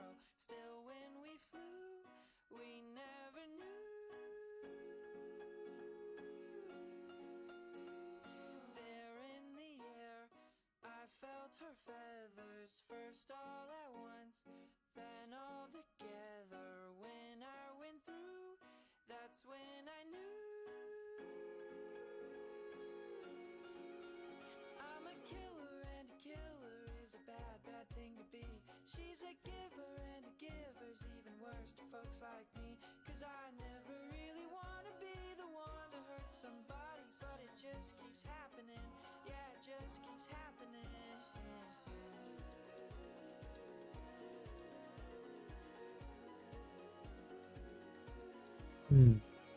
I was a bird, he was an arrow. I was allured by the straight and the narrow. What could I do? His aim was true. Straight to the heart, I let it happen.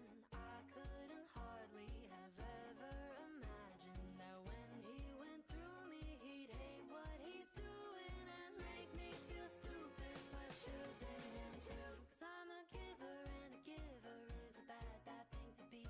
He's a killer, and a killer's even worse for folks like me.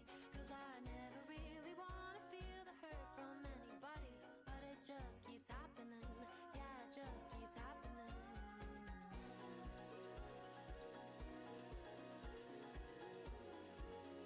Yeah, it just keeps happening.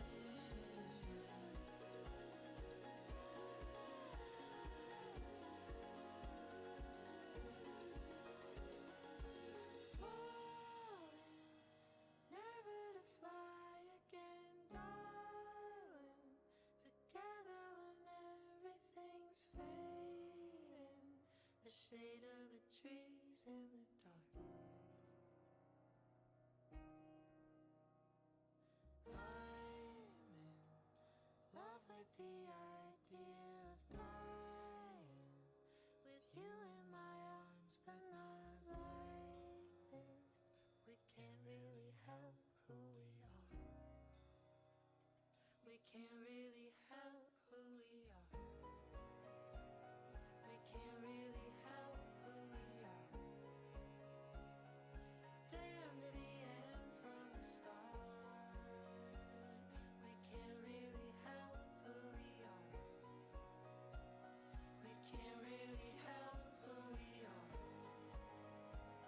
We can't really help who we are. Damn to the end from the start. We can't really help who we are. We can't really help who we are. She was a bird. We can't really help who we are. Both of us sure we were damn to the end from the start. I was a bird. We can't really help who we are. We can't really help who we are.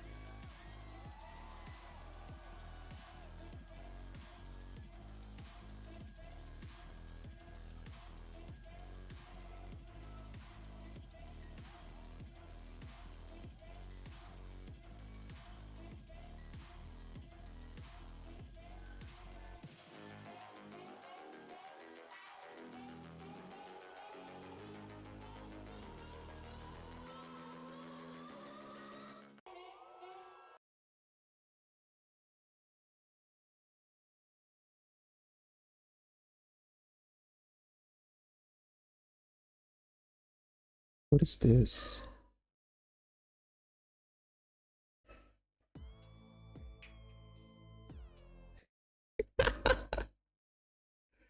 No way, man.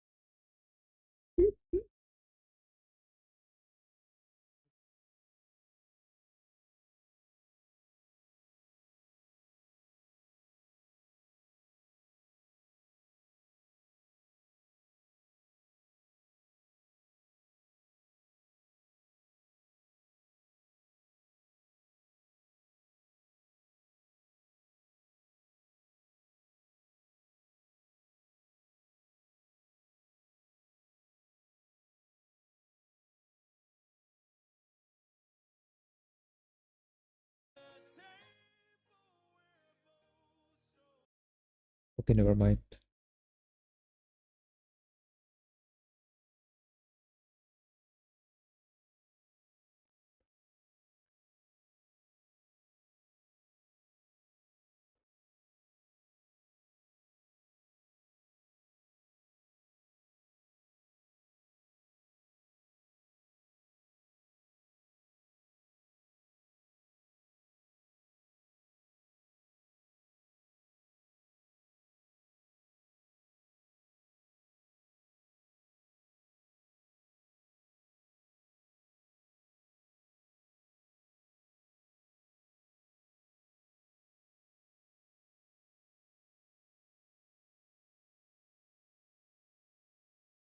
Shading.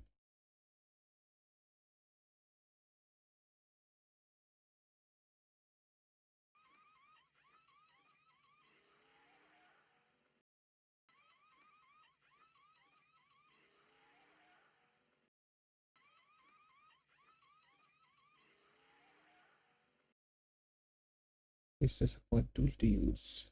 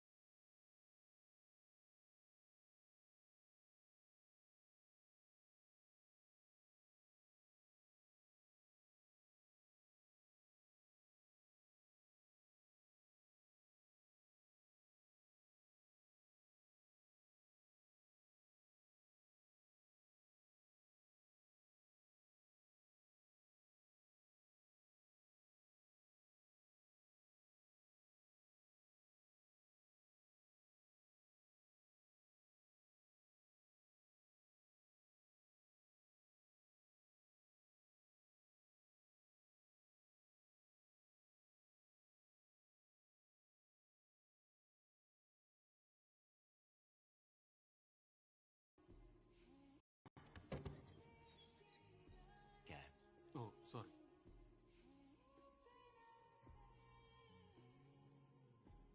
हट यहाँ से.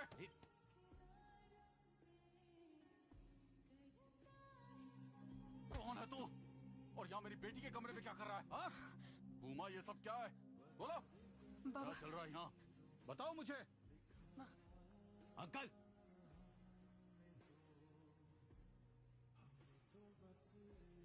Calm down. मैं आपकी जगह होता तो ऐसे ही react करता. It's okay. Calm down. मैं आपकी जगह होता तो ऐसे ही रिएक्ट करता. It's okay. I understand. What? क्या है? Oh sorry.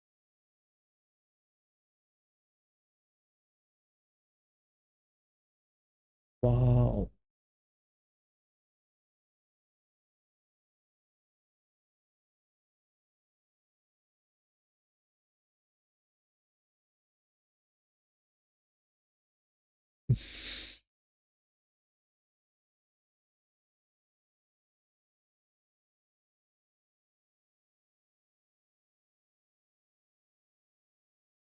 Bro.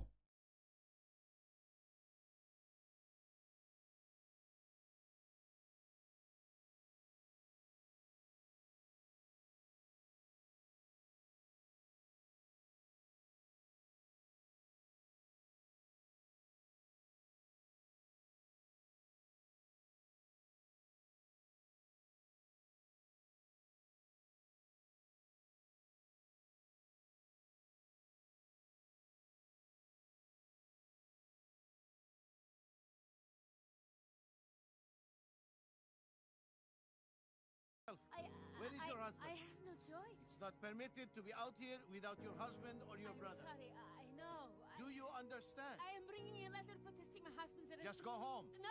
What do you mean, no? This is Nurullah Ali, my husband. He was arrested last night, but don't charge us. Photographs are forbidden. I have no one at all. What are you doing showing me a photograph? Out here by yourself? There is no one in my house. Your insult to your husband, your insult to your race. Find out what happened to him. I need to find. What?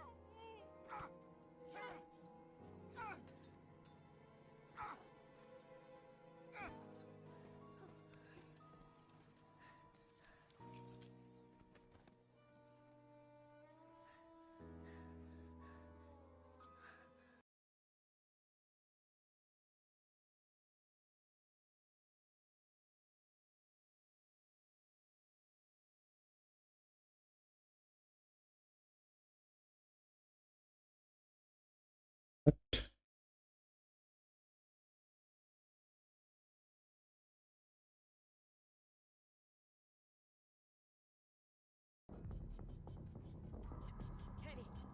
Spot.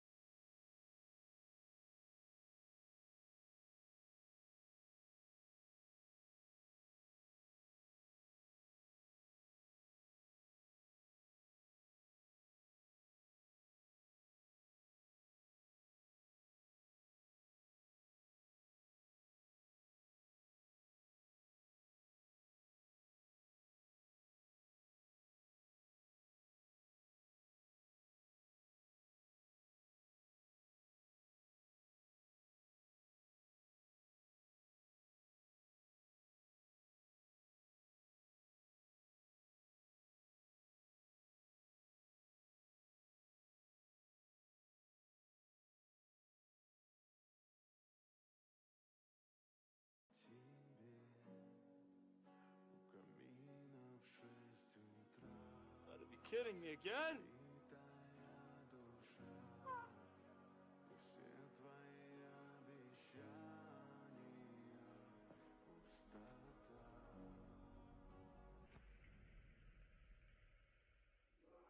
We're still 3 generations of one family.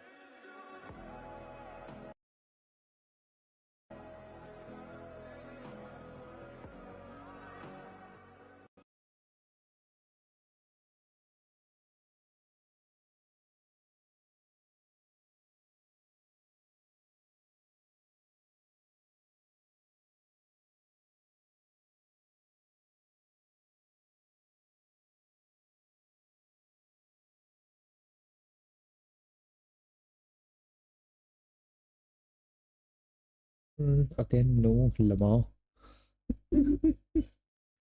Oh man.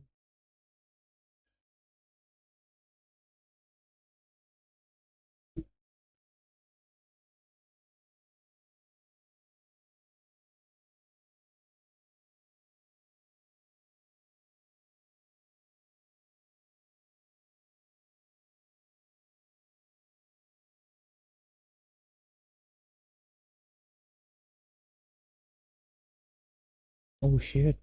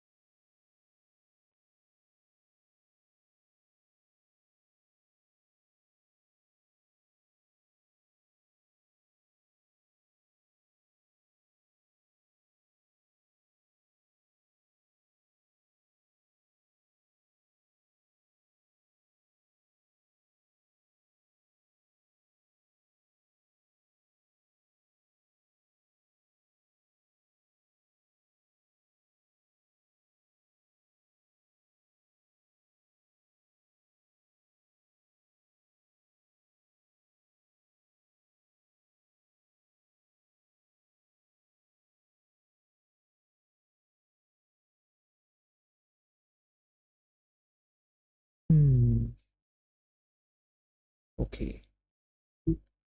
Okay. Okay.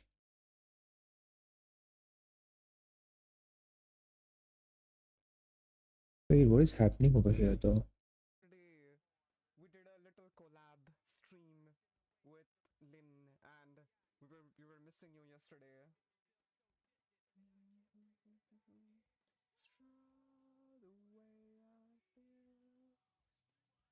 Wow, cool. Yeah, it was fun. But oops, no worries.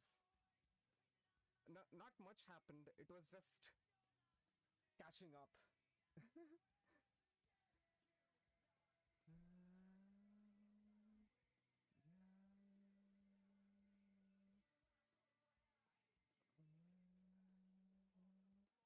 And right now I am looking at Gintama references to find a really cute pose. Okay, let me at least show you guys the dress that I wanted to see Andrew cosplaying.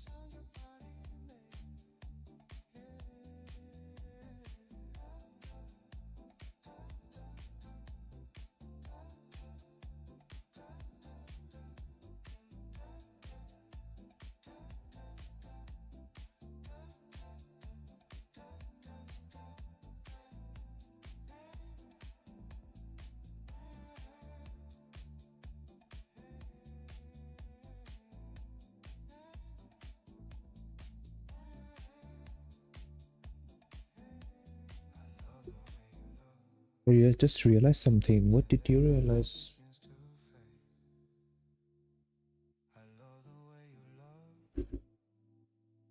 Every sound your body makes.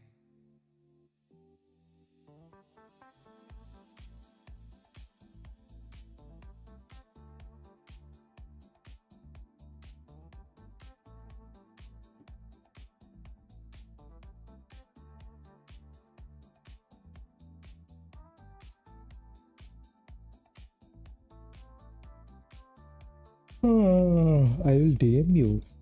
Okay.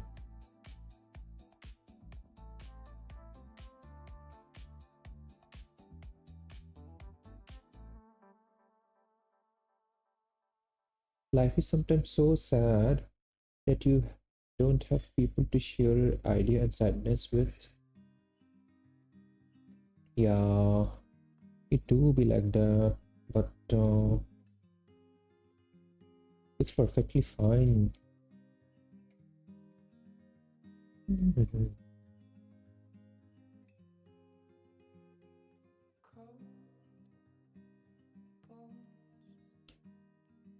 But yeah, like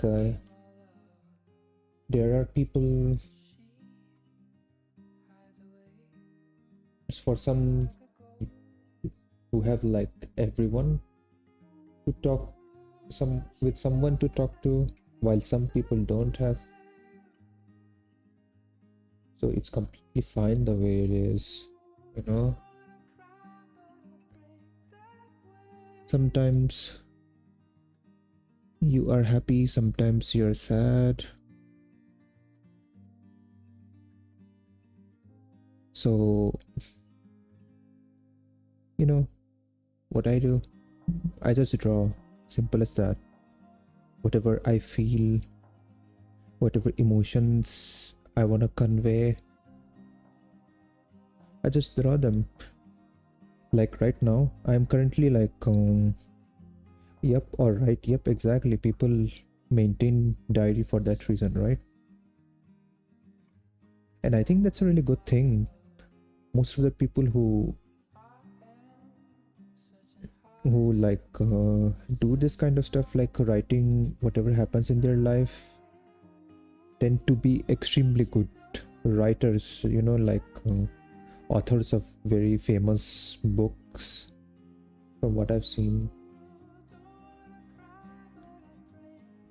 Because with time they learn to articulate their emotions, feelings into a form of a story, character, or a fantasy that they really want.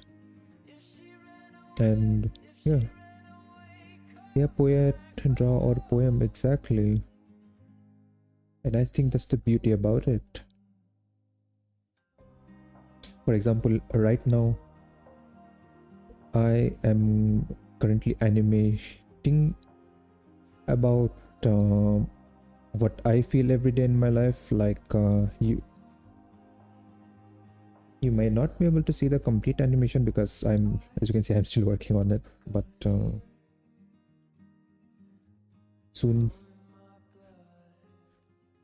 I'll be able to share my experience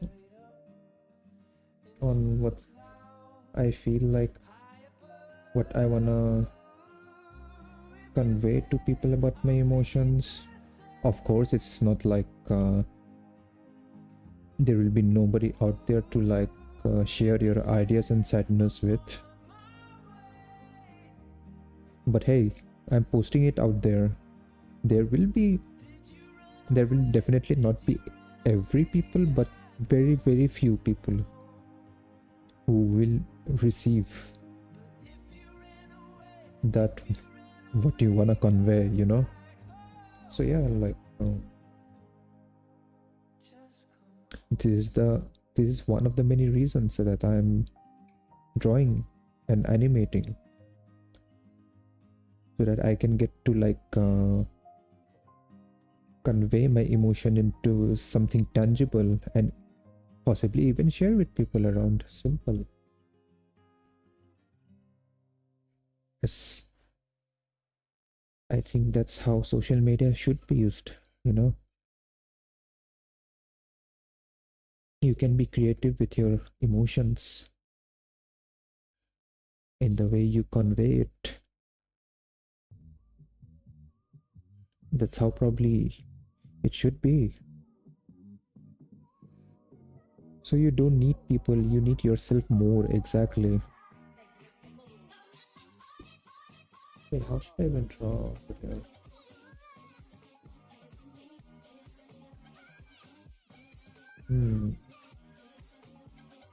Oh my gosh, I like the way those grasses are moving around. More believe in yourself. Exactly. There is a quote that I remember. Rather than looking at your soulmate, try to look for your soul mate. Did you get it? Did you get what I said?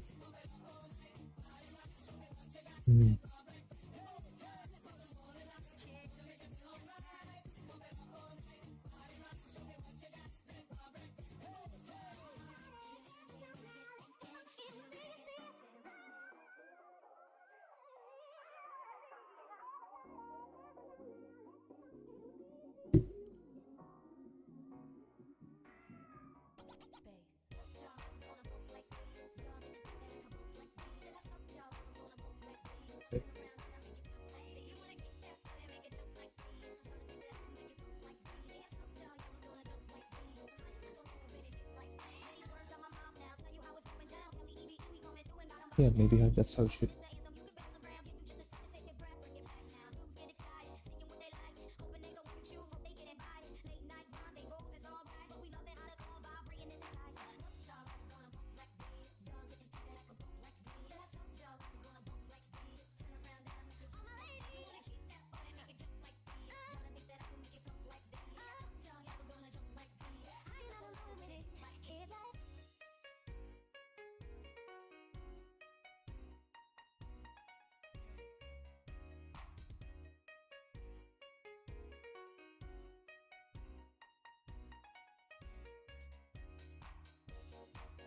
I think that's how it should be looking from the back view.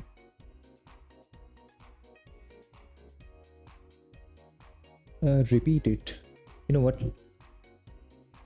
Just wait a minute.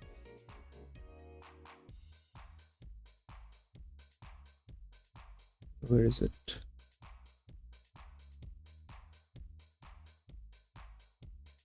Let me send you something.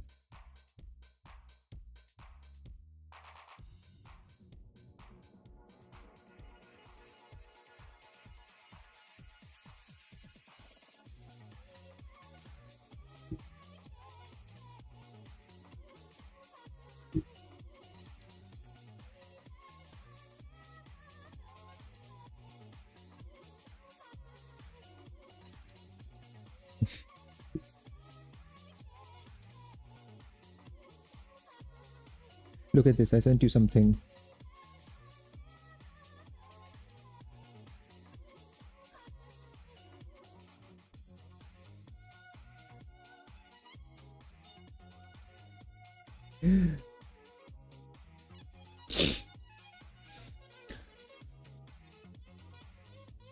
Did you see it? I sent something in DMs, you can check it out.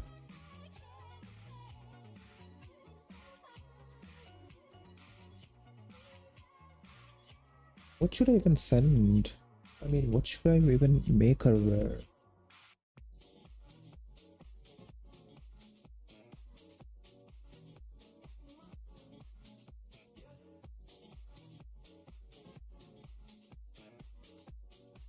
I don't understand.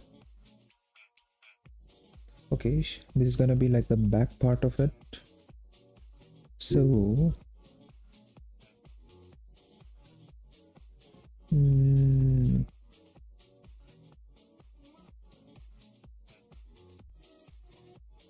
You know, I feel like duplicating this again. Lamau. Where is it?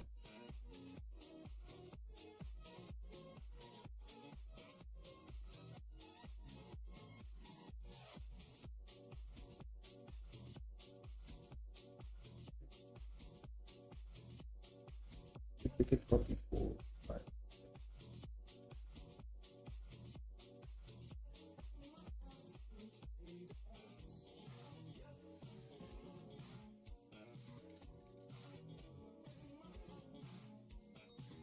And now let me select them. Let me drag over here.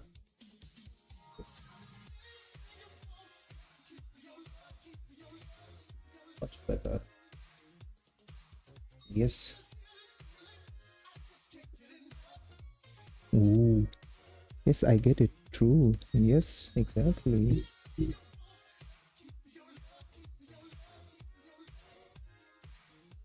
Focus on yourself. Focused on building a future of yourself. That's what's really important.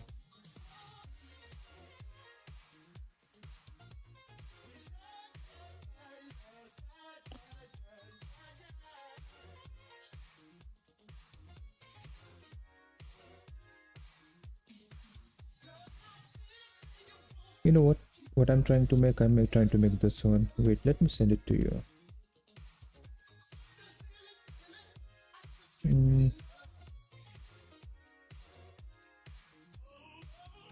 Let me send it over here. Yeah.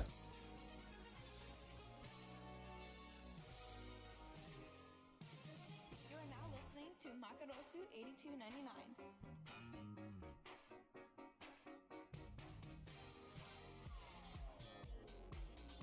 This is the scene I'm trying to make. What do you think about it, little puff? Is it good? This is like the back view.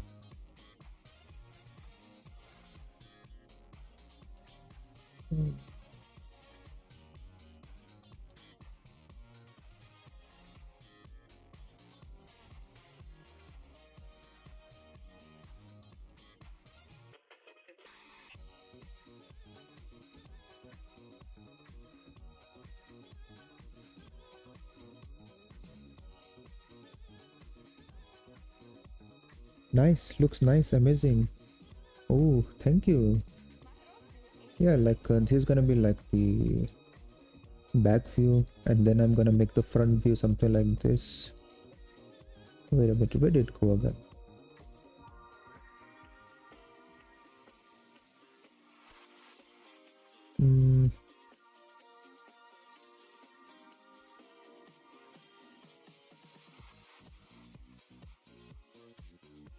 This one is gonna be like the front view. Doesn't it look nice though? Like check it out, like the background music, the environment, that feeling.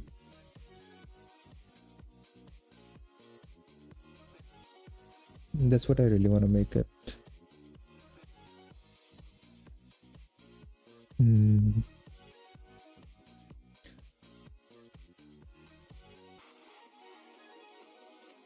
How do I even make grass over here though?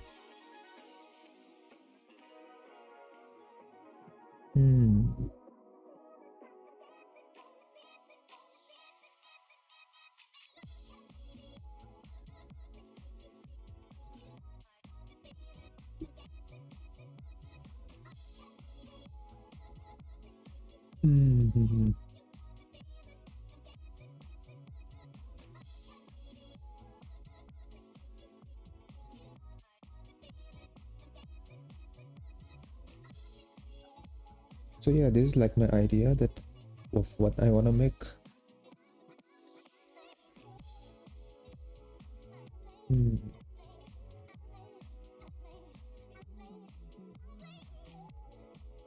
I think I should.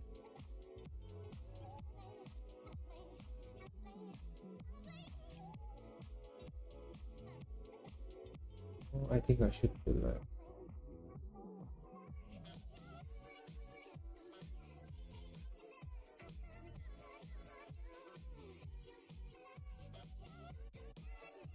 How is it gonna be though?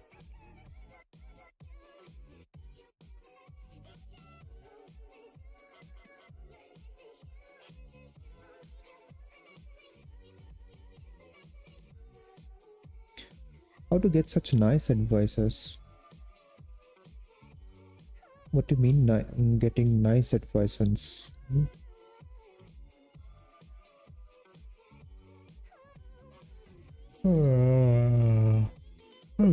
man.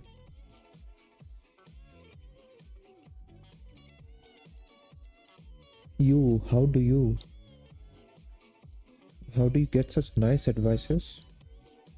Well, through experience, of course.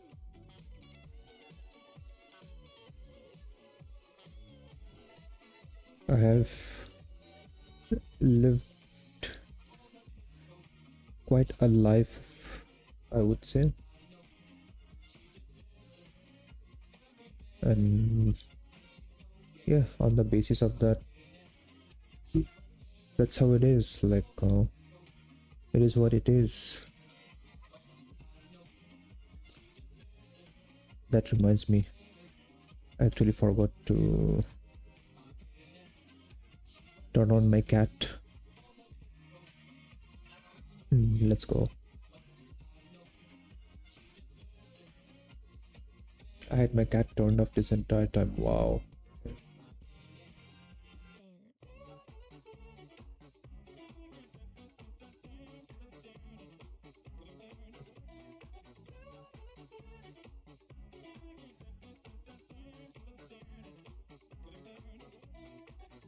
Yeah, I think while wearing a suit, it's gonna be going down like this, I guess.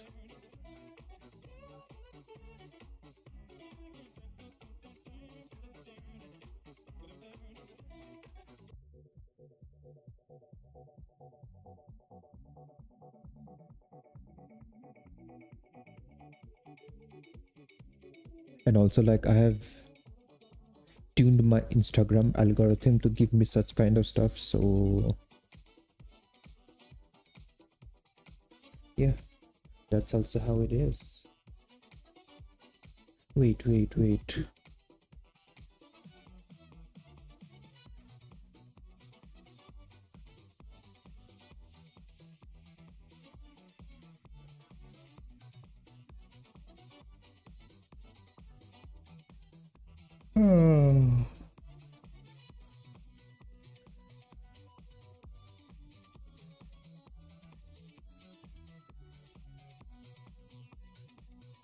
Yeah, I think that's how it's gonna go. Oh man, why did that happen?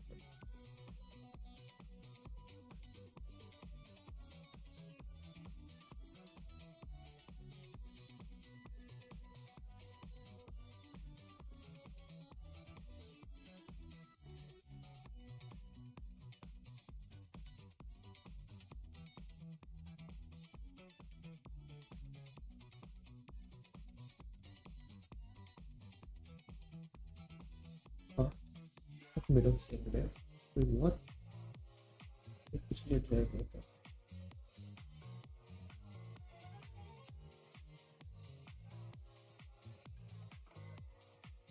Huh?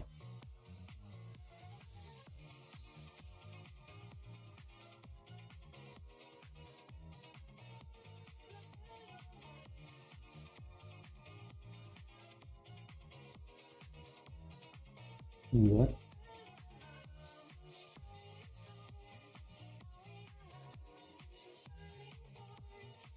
I made of this here. Are you serious?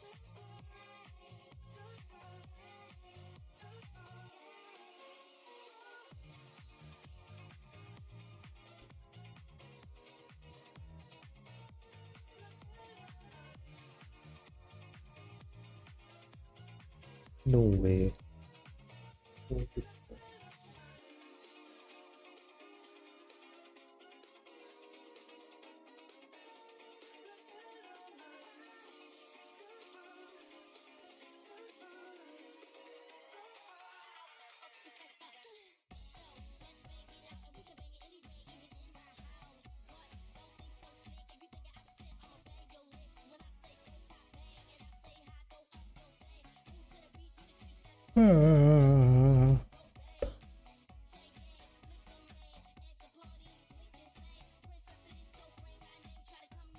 Yeah, I know you're feeling sleepy, but just a bit.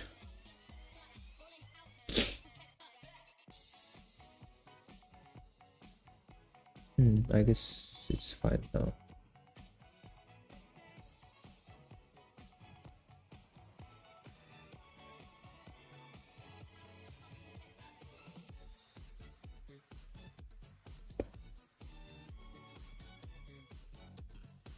I just realized I have to animate the hair.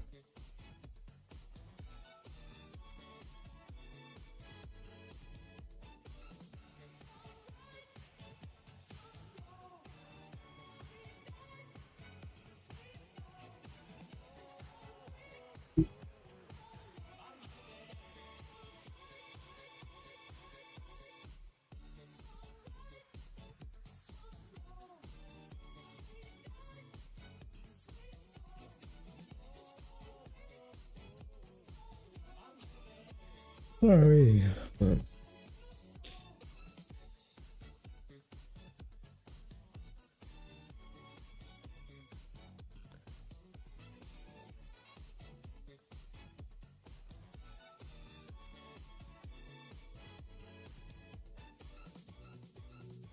I think I should be like, oh my gosh, why is it lagging so much?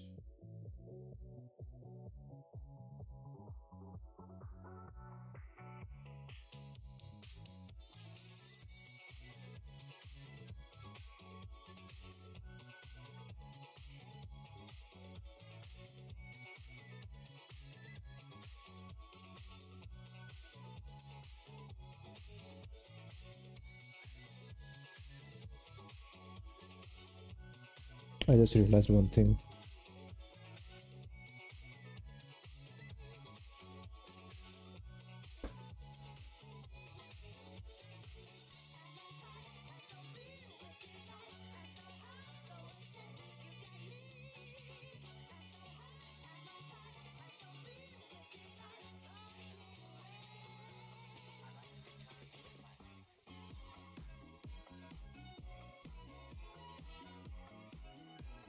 I wanted it to be outside of folder. Oh.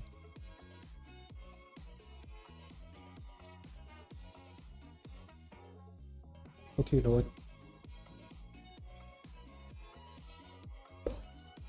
I guess that's how it's gonna be. Now, I need to animate the hair separately. And animating the hair. Wait.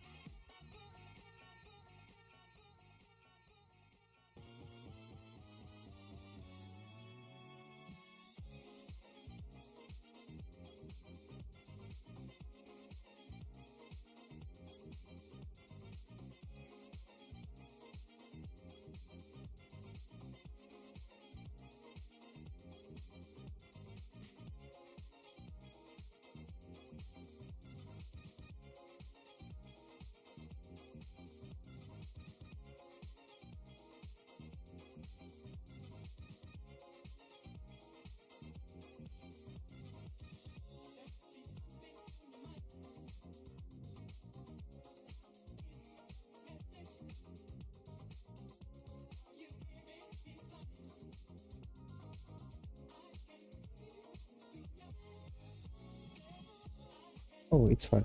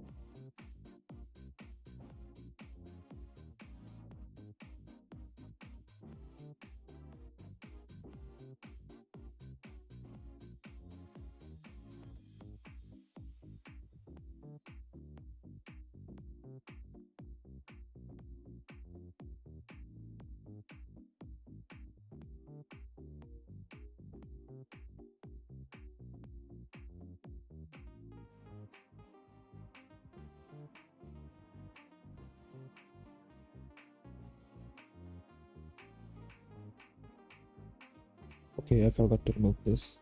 Just a question. What question? You can ask a question.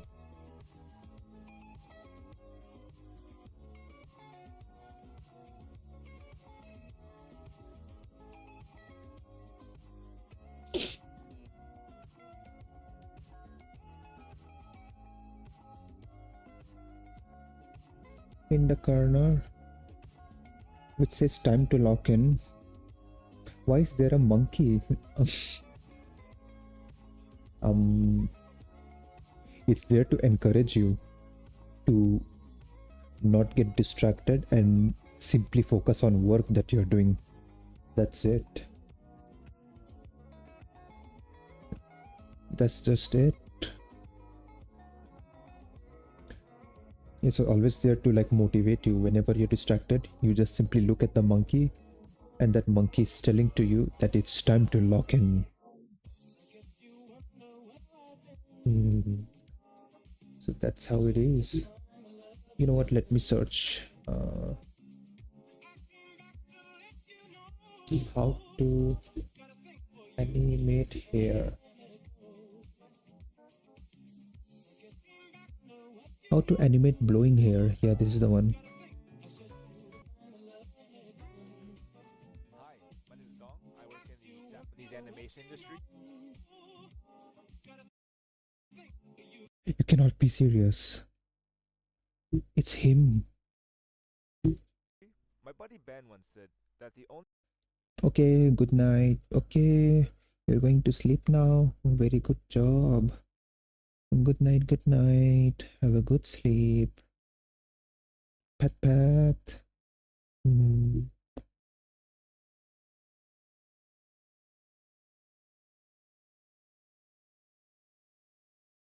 It's a duplicate. Блядь.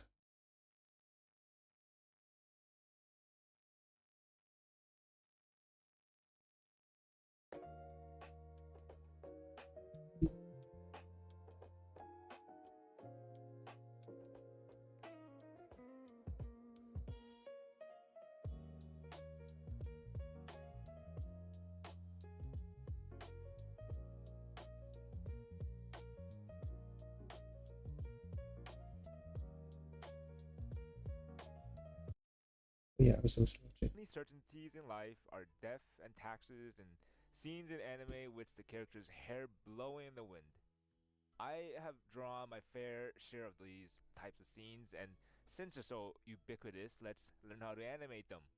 So I'll be using the OpenTune software, but this is not a software tutorial, so use whatever you're comfortable with, and as such, I will not be talking about how to use the software.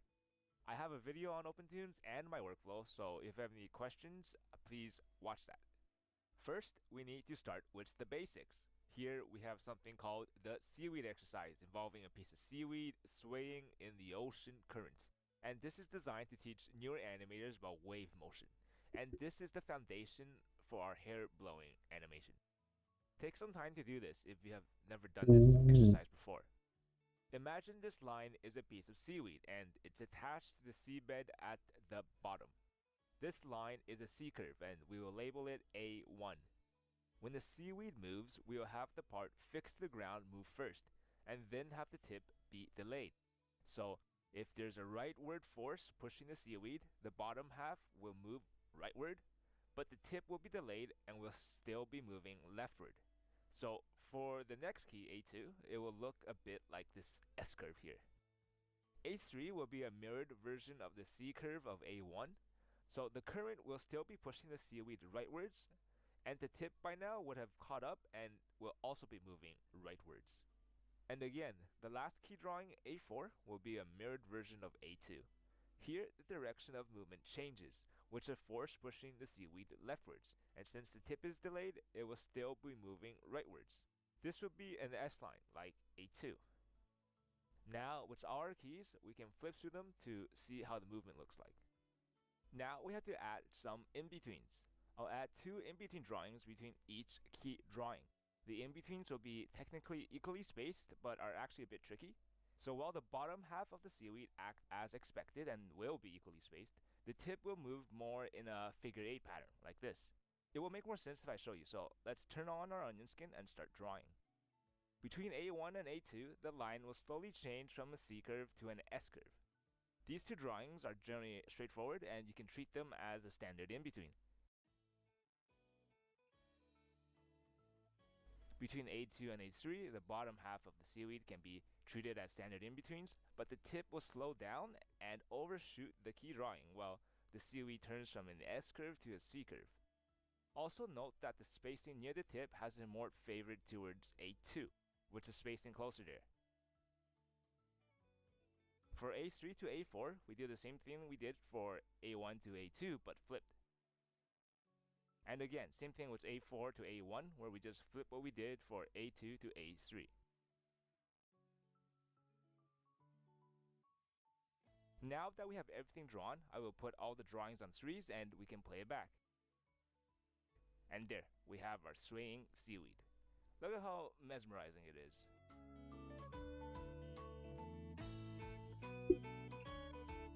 Oh my gosh.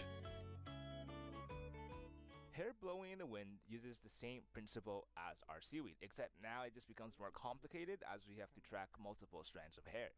But before we think about that, we should roughly draw our character. I'm going to keep it simple and fast in my design, so nothing too complicated. I'll have the hair strands clumped into these relatively large groups. Obviously, the more groups of hair strands there are, the harder it is to draw. I'll have the hair at shorter length to make it easier to work with as well. So I have drawn everything here in one layer on my roughs, but in cleanup I will split the drawing into 3 separate layers, with layer C for the upper layer of hair, B for the head and body, and A for the hair at the back. Also note that in this drawing, the hair itself will be in the at rest position, and I will be using it as a reference. Okay, let's start rough animation. I will make a new column for this. In OpenTunes, layers are called columns, by the way. When we draw the hair, we draw it like what we did with the seaweed. Our first key will follow this C curve shape, so let's shape our groups of hair strands into that. I will try to draw the strands with different spacing between them so that it looks more natural and random. B for the head and body, and A for the hair groups. Just that we should roughly draw.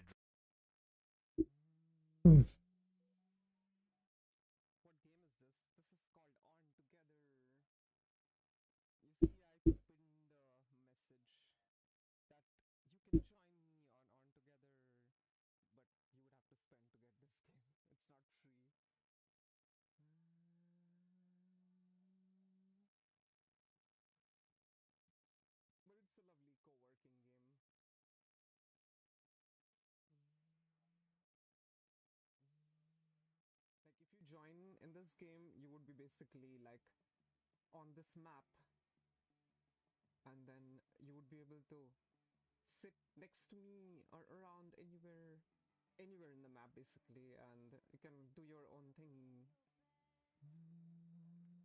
My bad. No, nothing bad. It's good that you asked. I got the opportunity to talk about this game.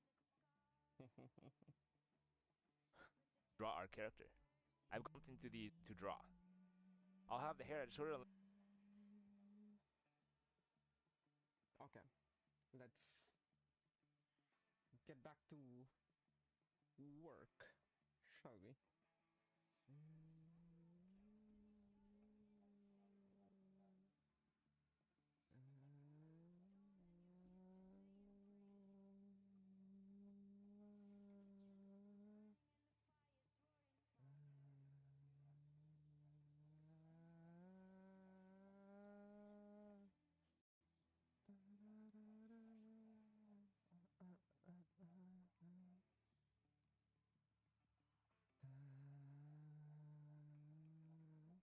And it has an extension that shows your avatar. No, there's an extension. I'm just screen capturing the game. It is actually just like on like there are 3 modes. I can have it like a column on the side, or I can have, oh no, I can have it on the bottom of the screen, or I can just have this thing floating on my desktop. How is it transparent? Oh, it's just a floating thing on my desktop. So I'm just capturing the game. The game itself is transparent.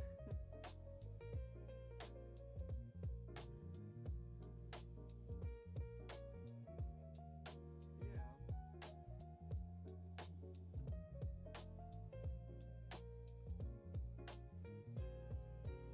There we go.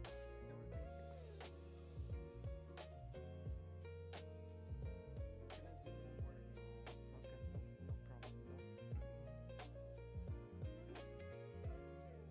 Okay, no problem though. Okay. When my phone was off, I was not getting any notifications, and now when my phone is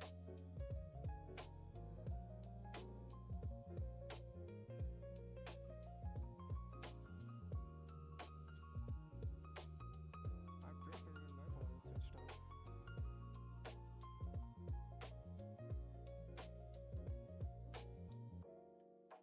Linkin Park.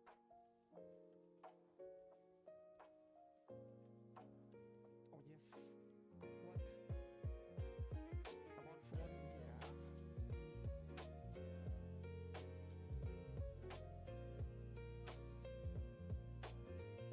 The hair. So when I was young, I saw many flaws.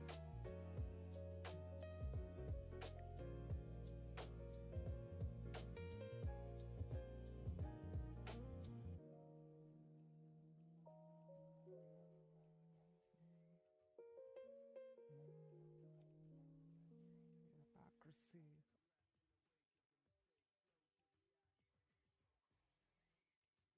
My scatter driver trigger can't stay focused with notifications. Yeah, same. I guess it's already very visible how distracted I am on my own streams. Pure boys. Even Hey other guys, streams, it's I don't know if people Nautica and have I'm noticed. back drawing these 4 hairstyles. It has So happened to I will me touch on my on streams where Instagram, I talk draw a lot, curly right? hair. Like on Nerd's stream, I talk a lot. On Lynn's stream, I talk a lot.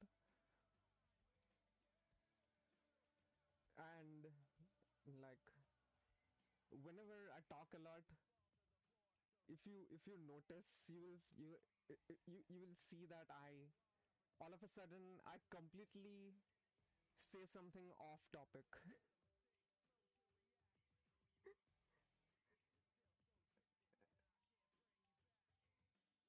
Like not something which is like completely unrelated, but something which would be not directly related, or in the conversation that wouldn't be in the conversation right away.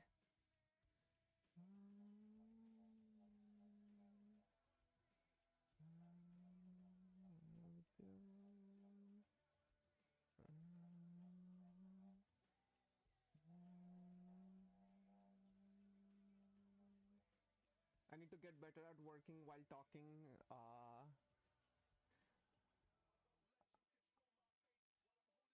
I don't know if I'm good at that. I try to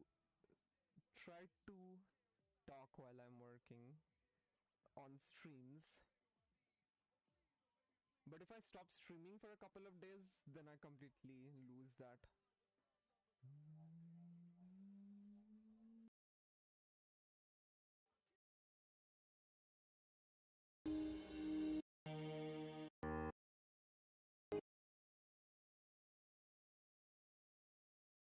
How do you make wait, what is that?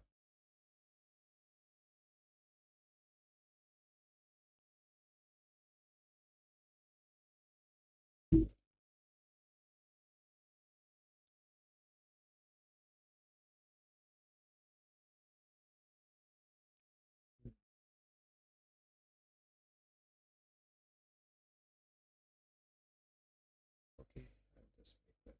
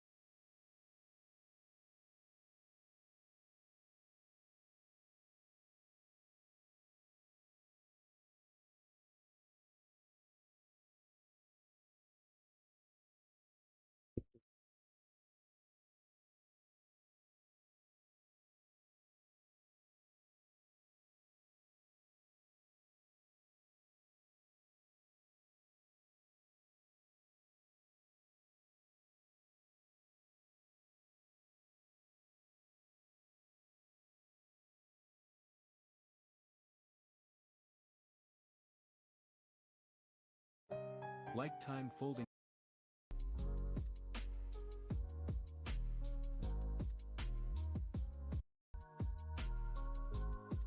Okay.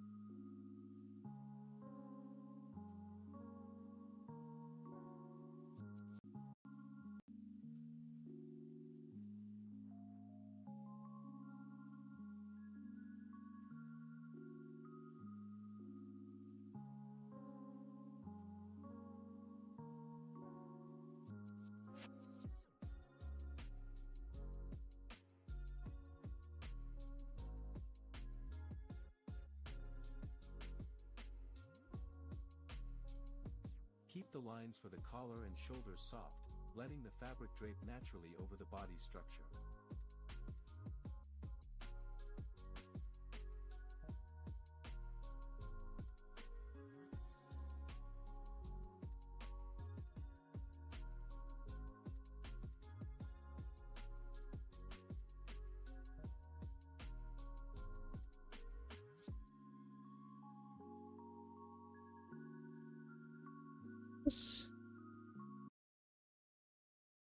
And why can't I visualize here?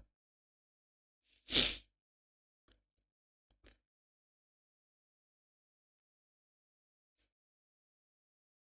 know what? Let it be the way it is. Not a short and separate because I don't see the point of their existence.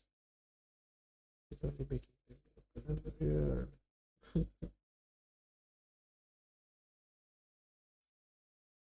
Why did I just cry right now?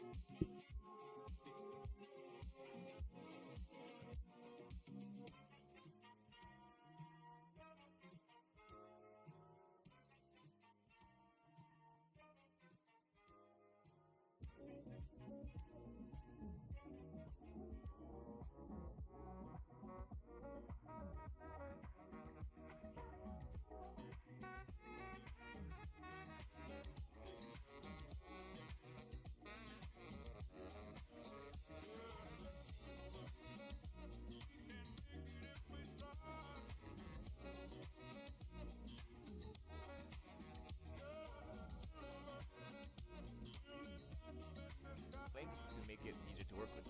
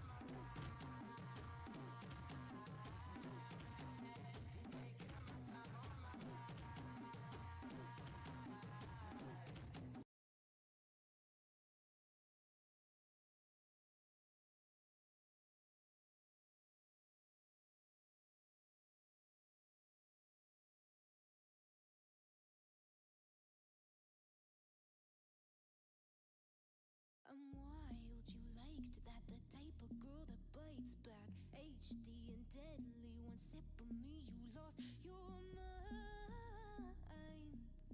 Your weak mind. I'm a nightmare, 10 daydream. I elevate where you could be. I'm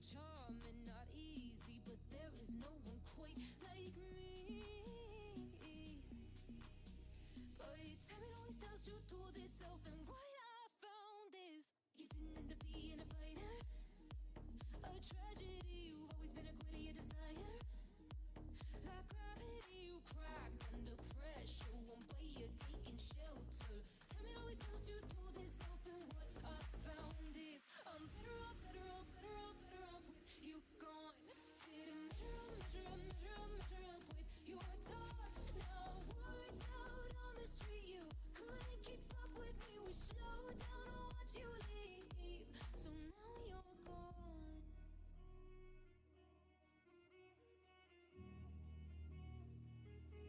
You try to have me halfway, try to play. I called you out, nothing to say. You stupid or selfish. Either way, don't waste my time. But your time it always tells you through this self, and what I found is you didn't end up being a fighter. A tragedy, you've always been a quitter, your desire. Like gravity, you crack under pressure. One way you're taking shelter. Time it always tells you through this self, and what I found is I'm better off, better off, better off, better off with you gone. Didn't measure up, measure up, measure up, measure up with your talk. Now words out on the street, you couldn't keep up with me. We slowed down to watch you leave, so now you're gone.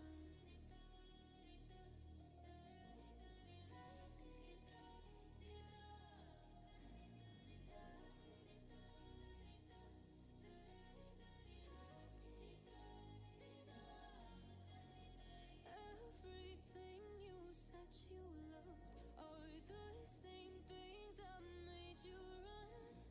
Do you know what you're scared of? Am I too much, or are you not enough? You didn't end up being a fighter. A tragedy, you crack under pressure. One way you're taking shelter. Time it always tells you through this self, and what I found is I'm better off, better off, better off, better off with you gone. Didn't measure up, measure up, measure up, measure up with your talk. Now words out on the street, you couldn't keep up with me. We slowed down to watch you leave, so now you're gone.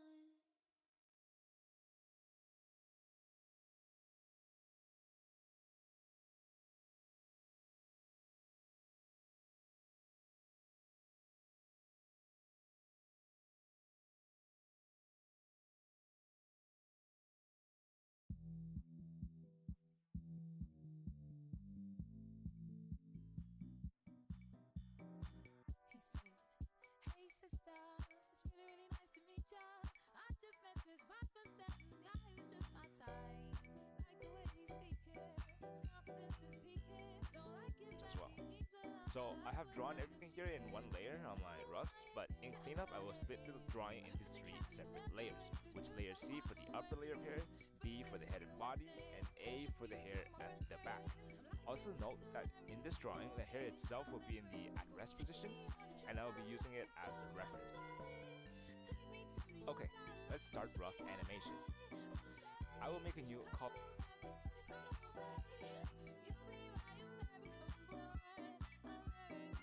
This is #1 champion sound. Yeah, Estelle, we about to get down. Who the hottest in the world right now? Just touched down in London town. Bet they give me a pound. Tell them put the money in my hand right now. Set up a motor, we need more seats. We just sold out all the floor seats. No interview with the enemy, cause I will only make enemy. No Q&A with the Q today, cause I really don't have good to say. Who killing them in the UK? Everybody gonna say UK. Reluctantly, cause most of this press don't fuck with me. Estelle once said, tell me cool down, down. Don't act a fool now, now. Always act a fool, ow, ow. Ain't nothing new now, now. Be crazy, I know what you're thinking. Rapping, I know what you're drinking. Rap singer, chain blinger. Holla at the next chick soon as you're blinking. What's your persona about this Americana? Rhymer, am I shallow? Cause all my clothes designer. Dress smart like a London. In open tuning, layers are called columns, by the way. When we draw the hair, we draw it like what we did with the seaweed. Our first key will follow this C curve shape. So let's shape our groups of hair strands into that. I will try to draw other strands with different spacing between them so that it looks more natural and random.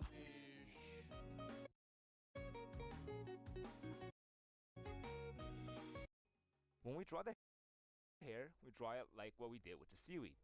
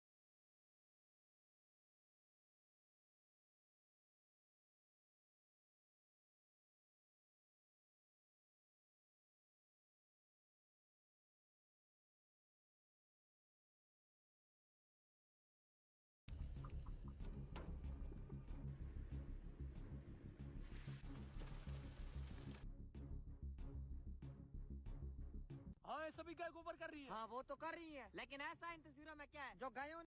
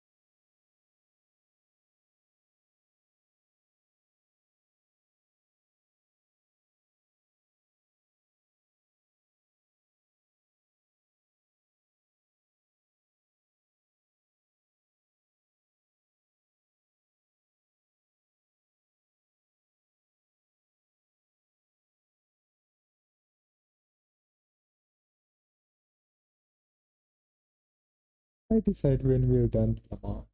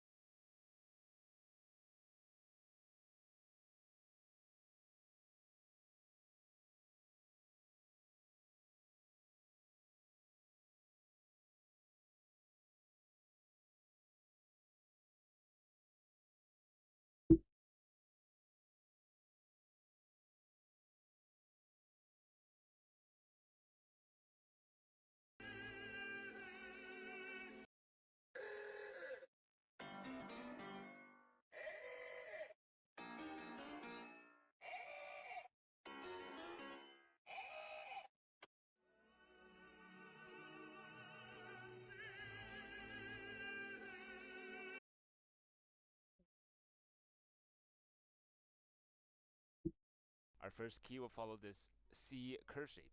So let's shape our groups of hair strands into that.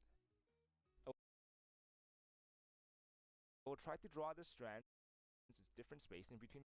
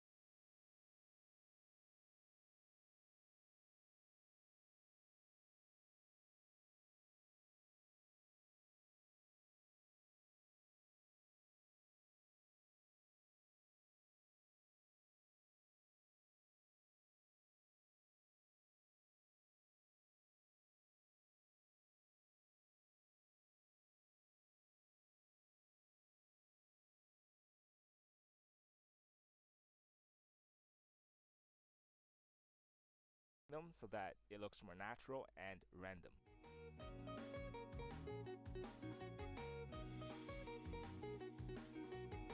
Again, for key drawing number 2, we get the drawing into this S shape. It doesn't have to be perfect. In fact, it's probably better for it to be not perfect, as giving the movement some randomness will make it look better.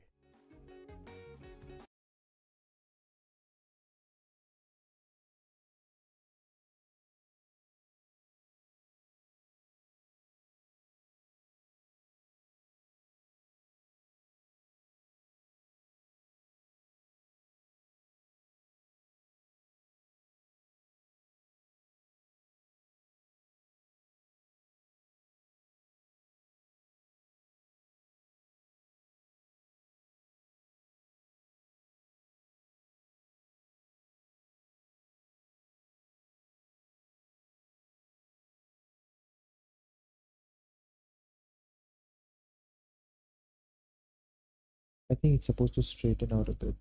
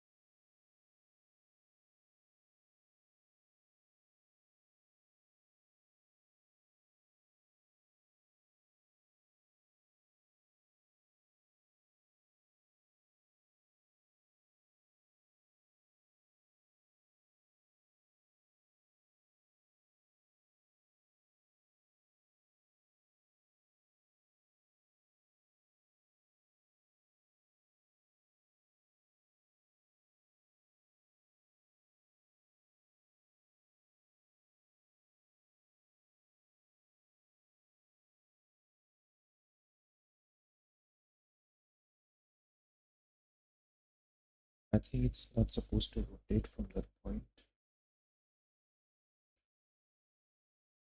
Right, there is an actual center of rotation. That thing on top is not supposed to move.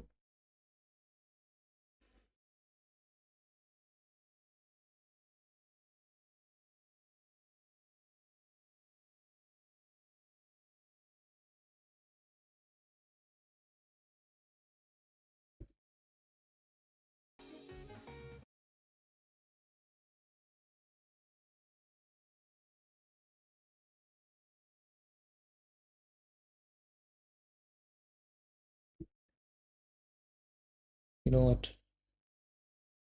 I think I should go to sleep now. Thank you.